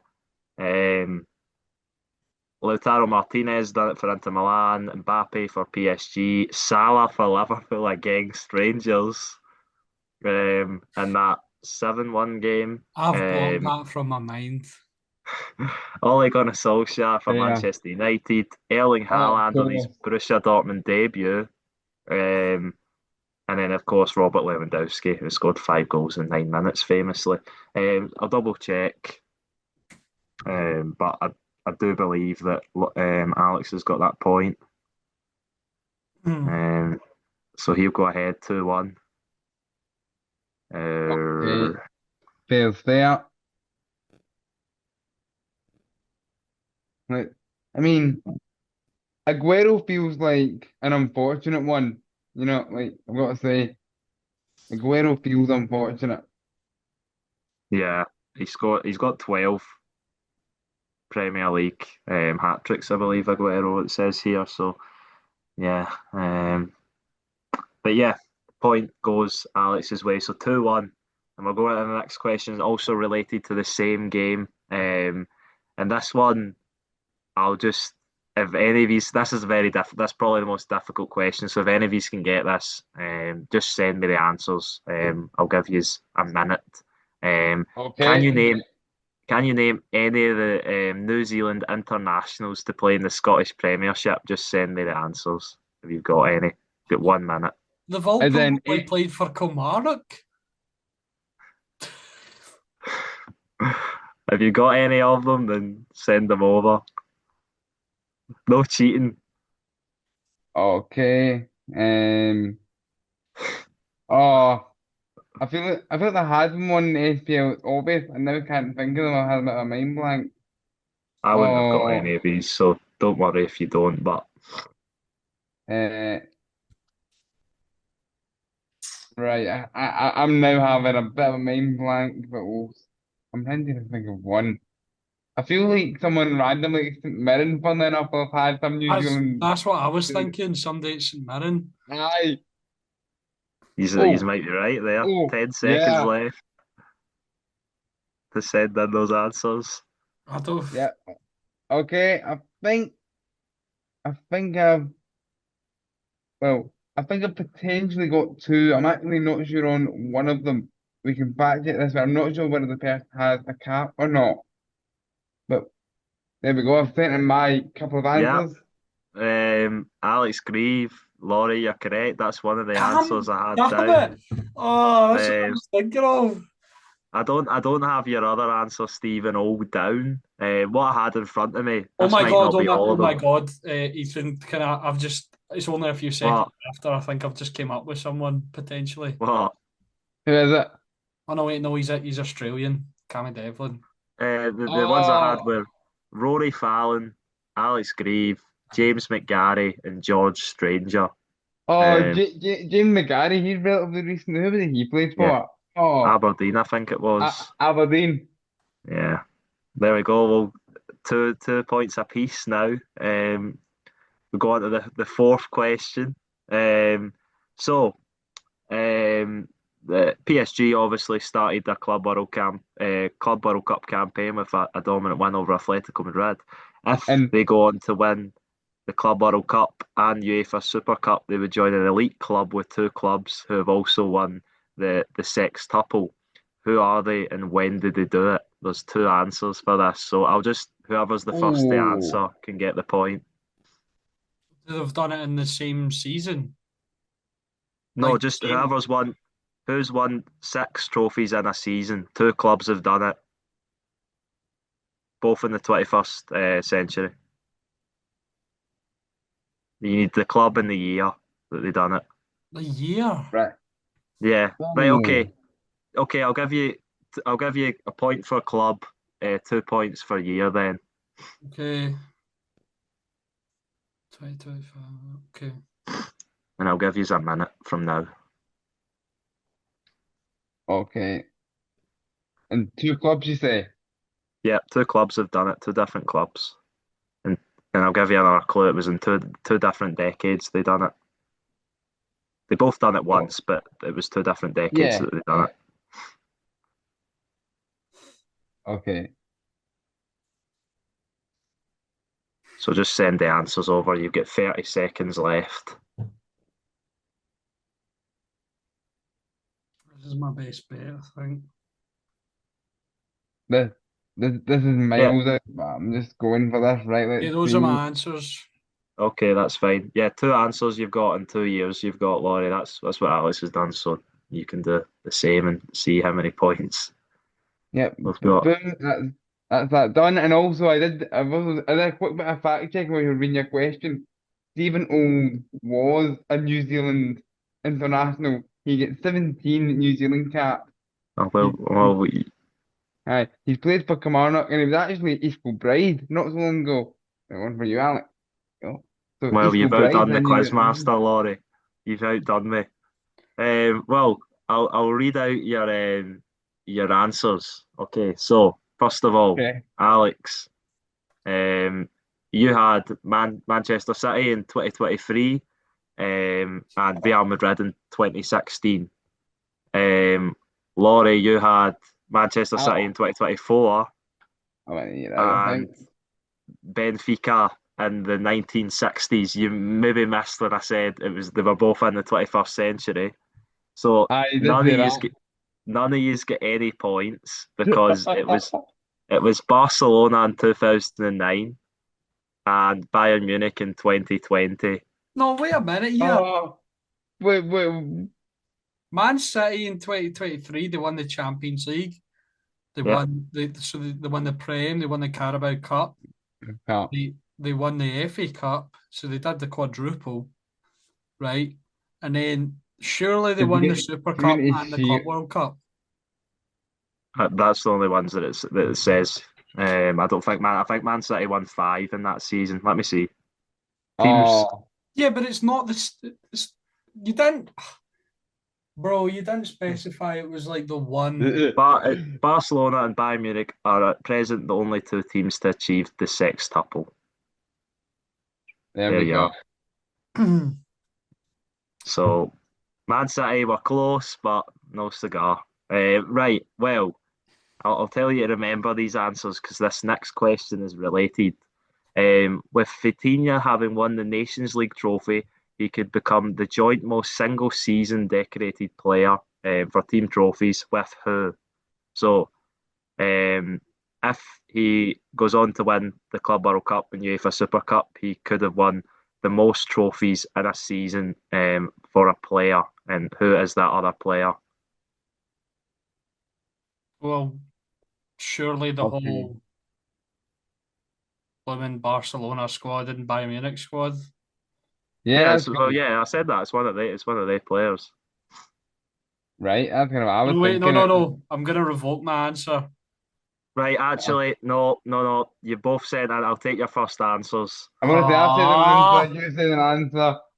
So, Laurie has said Lionel Messi. this that Alex has said Daniel Alves. it's Mario. No, it's not Mario Götze. It's Philip Lam, I think. No, the Oh, answer is, well, I'll tell you, Brazil won the Mhm. Confederations Cup. So the answer is Oh, Dani Alves. oh, well done. oh. So Oh, he's pulled it out of the bag. He's done it. Well done, Alex. So I was what's the that? wow. One ahead you go. yeah, one One ahead. ahead you. I think Right, okay. I'm 3-2 up. Right, Yeah. this is going to be a I'll let you both send me one. This is another player question. I'll let you both send me one answer. So FC Porto's Spanish midfielder and summer signing Gabriel Vega signed from Saudi club Al Ahly. He moved there from Celta Vigo, aged 21, which was, I think, 2 seasons ago. The move was openly condemned online by what La Liga player at the time?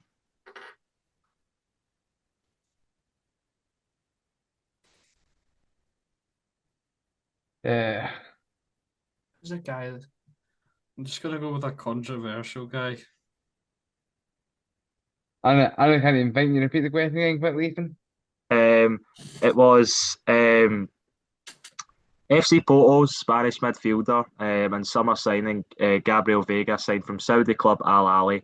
He moved there from Celta Vigo, aged 21, 2 years ago.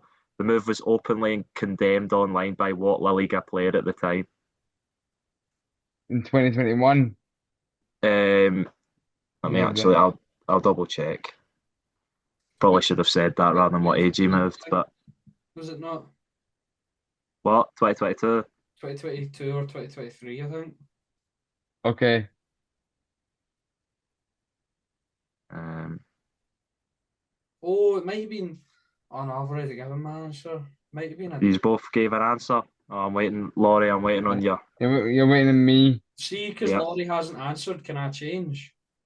Yeah, okay, that's fine. Yeah, you can change until Laurie's given his. And I can't even. I'm gonna give an answer though. Hang on. So the first one's obviously the one I don't want, and the second Yes. the one that I think. Uh, I now can't even think of a player. I have gone absolute mind blank here. Just name a La Liga player, Laurie. Any La Liga player from 2023 who was there. Okay, right, I've got one. I was saying it for Ethan so you can see it. Okay, I don't think that's right, but it was the first player that came to mind. So there Okay, we go. so Laurie guessed with Inaki Williams. It's not very controversial. Alex's first guess was Tony Rudiger.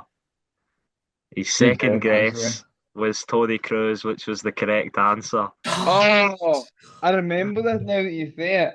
Yeah, Yes. he Well, obviously commented on a Fabrizio Romano post, embarrassing, reacting to the move. So, yeah. yeah, I was thinking originally. I was thinking controversial, and then I was thinking, oh wait, Tony Cruz is always on Twitter and Instagram and saying stuff. So that thank you for letting me change it. So yeah, 4-2. I think is. Are we coming up to the last question or? we've got three more questions. I've got Oh, nine here, so so Laurie could Laurie could still win. he could do a reverse sweep. To be fair, he won't like the sound of this next question though. Question number No. 7. Former Rangers man Ryan Kent started for MLS side Seattle Sounders against Brazilian champions Botafogo. But how many appearances did he make for Rangers? Closest wins. Okay. Both just message me your answer. I think I'm well out here, but there you go. Thank you, Laurie.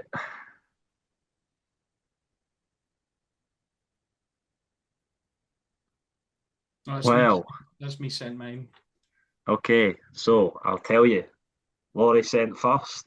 So Laurie went with 180. Alex went with 134. I can tell you, he played 43 games while on loan at Rangers. And then on his permanent spell at Rangers, he played 175 games. So the point Oh, goes to Laurie. Oh, I got lucky there, though. I'll give you that. I got lucky there. he played way more than So I thought. about 200, around 220 games he played. So yeah, 4-3. Laurie gets the point, puts it down to 1 point with 2 games to go. Right, this one is going to be a back and forth one. We're looking for Argentinian players to play for Manchester United or Manchester City after um, Otamendi and Di Maria scored for Benfica the other night, and of course one of them played for City, one of them played for United. Is So this, what's are are we gonna do another lies or No, no, not lies this time. This is just one of you says a name, then the other one has to say a name, and you get 10 seconds each. okay? Okay, So I'll have my timer here. Yeah, right. and have you? So we should know them if they've played for them. So right. So anyone Yeah, want to start? Can see right. before we Oh, start, can we name Otamendi and Di Maria? Yes, you can name them if you want. Okay, Right. On you. okay, Right. Who's starting? I'll go. right, you go Otamendi, then. Di Maria, Aguero. Marcus Rojo, Oh God. Oh, I've gone blank. I'm done. Finished. uh, Carlos Tevez. Julian, Oh, I got one. You go, right. Laurie. Julian Alvarez is my goal. Willie Caballero. Oh, yeah, that's a good one. Am I done? Oh, Pablo Zabaleta. Oh, got Uh, that just in time. Sergio Romero. Oh, good one. That's a good one. Uh, am I done at 5 seconds left. that? I think I might be done at that actually. Yeah. Oh, Yep, no, that's it done. done. That's it done. Alex takes it. So I've is that it? That might be it. five Right, three. actually. I thought you Um, could give him a chance to win on the last yeah. question. Right, okay. Um, No, it's fine. yes, Just make yeah, this, uh, make it 2 points so he has a chance to tie. right, okay, I'll do that. Right. Okay. Okay. Um, so this is the last question. I done 9 questions. I don't know why, because there was only nine I could think of. A mistake there. The recording cut out, and Ethan accidentally revealed that, including Jorginho, there are five midfielders in the top three of Ballon d'Or voting since 2015 onwards. So me and Laurie have just given our answers, or Laurie's given his answers right now. Yeah, Uh, I'm doing it as we speak. Yep. and a question, or is it a point for each one? Yeah, we'll do that. A point for each So one. Laurie could still win. Yes, you could. I'm not confident I will, by the way. I'm five. I think I'm 5-3 up. So You just need to get Yeah, four, I'm really four not. right to secure it. yeah. So Okay. I originally answered it wrong. I named five, so I took one of the names out. I don't know if you've got that, Ethan. Yeah. Yeah, So just one more. Yeah, make sure I get this right. waiting. One Mr. right. Finlayson's answers. Yeah. I feel like I've forgotten someone really obvious, but we'll see how it pans out here. Have you sent yours, Alright. Laurie? Oh, yep, I have now. Yep. Yeah. I just They're wanted not to wait till he sent his to say. I know for a yeah, fact I've got two. they're not in any order, by the way. I've literally written them all on the Right. top of my head. Okay, Laurie, take one of them out because one of them's it's including Jorginho. I don't know if you've caught that. So one of them is Jorginho, one of the five. I said that to Alex as well. So take one of them Yeah. out. Just message what one you're taking out, and then I'll. Okay, that, that's fine. Done. Okay, right. So use. Let me just see.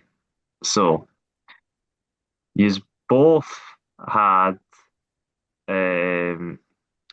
Use both had Rodri, which was a correct answer. He's both obviously had Jorginho, which is correct answer. He's both had Jude Bellingham, which is a correct answer.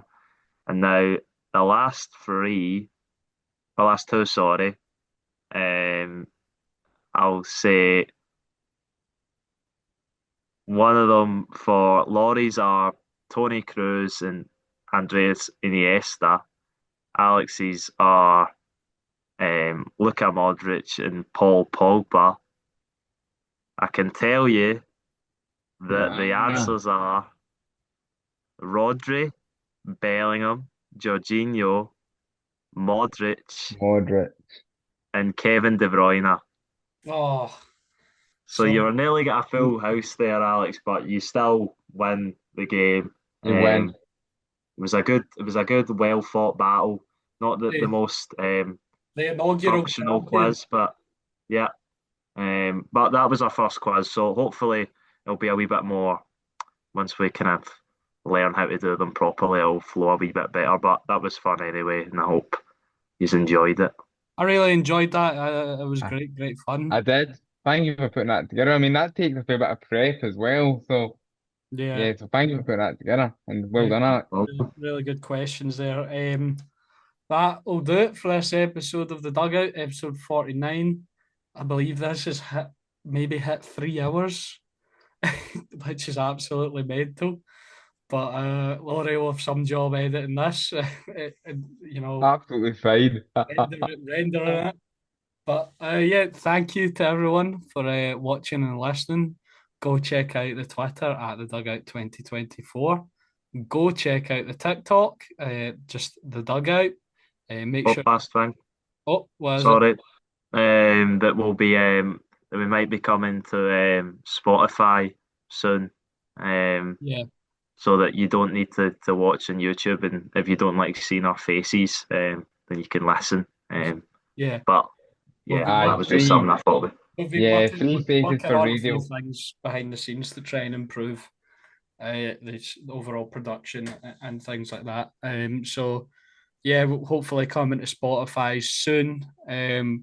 But yeah, make sure to like and subscribe, comment, let us know what you think of the quiz, of the 3 hour long episode.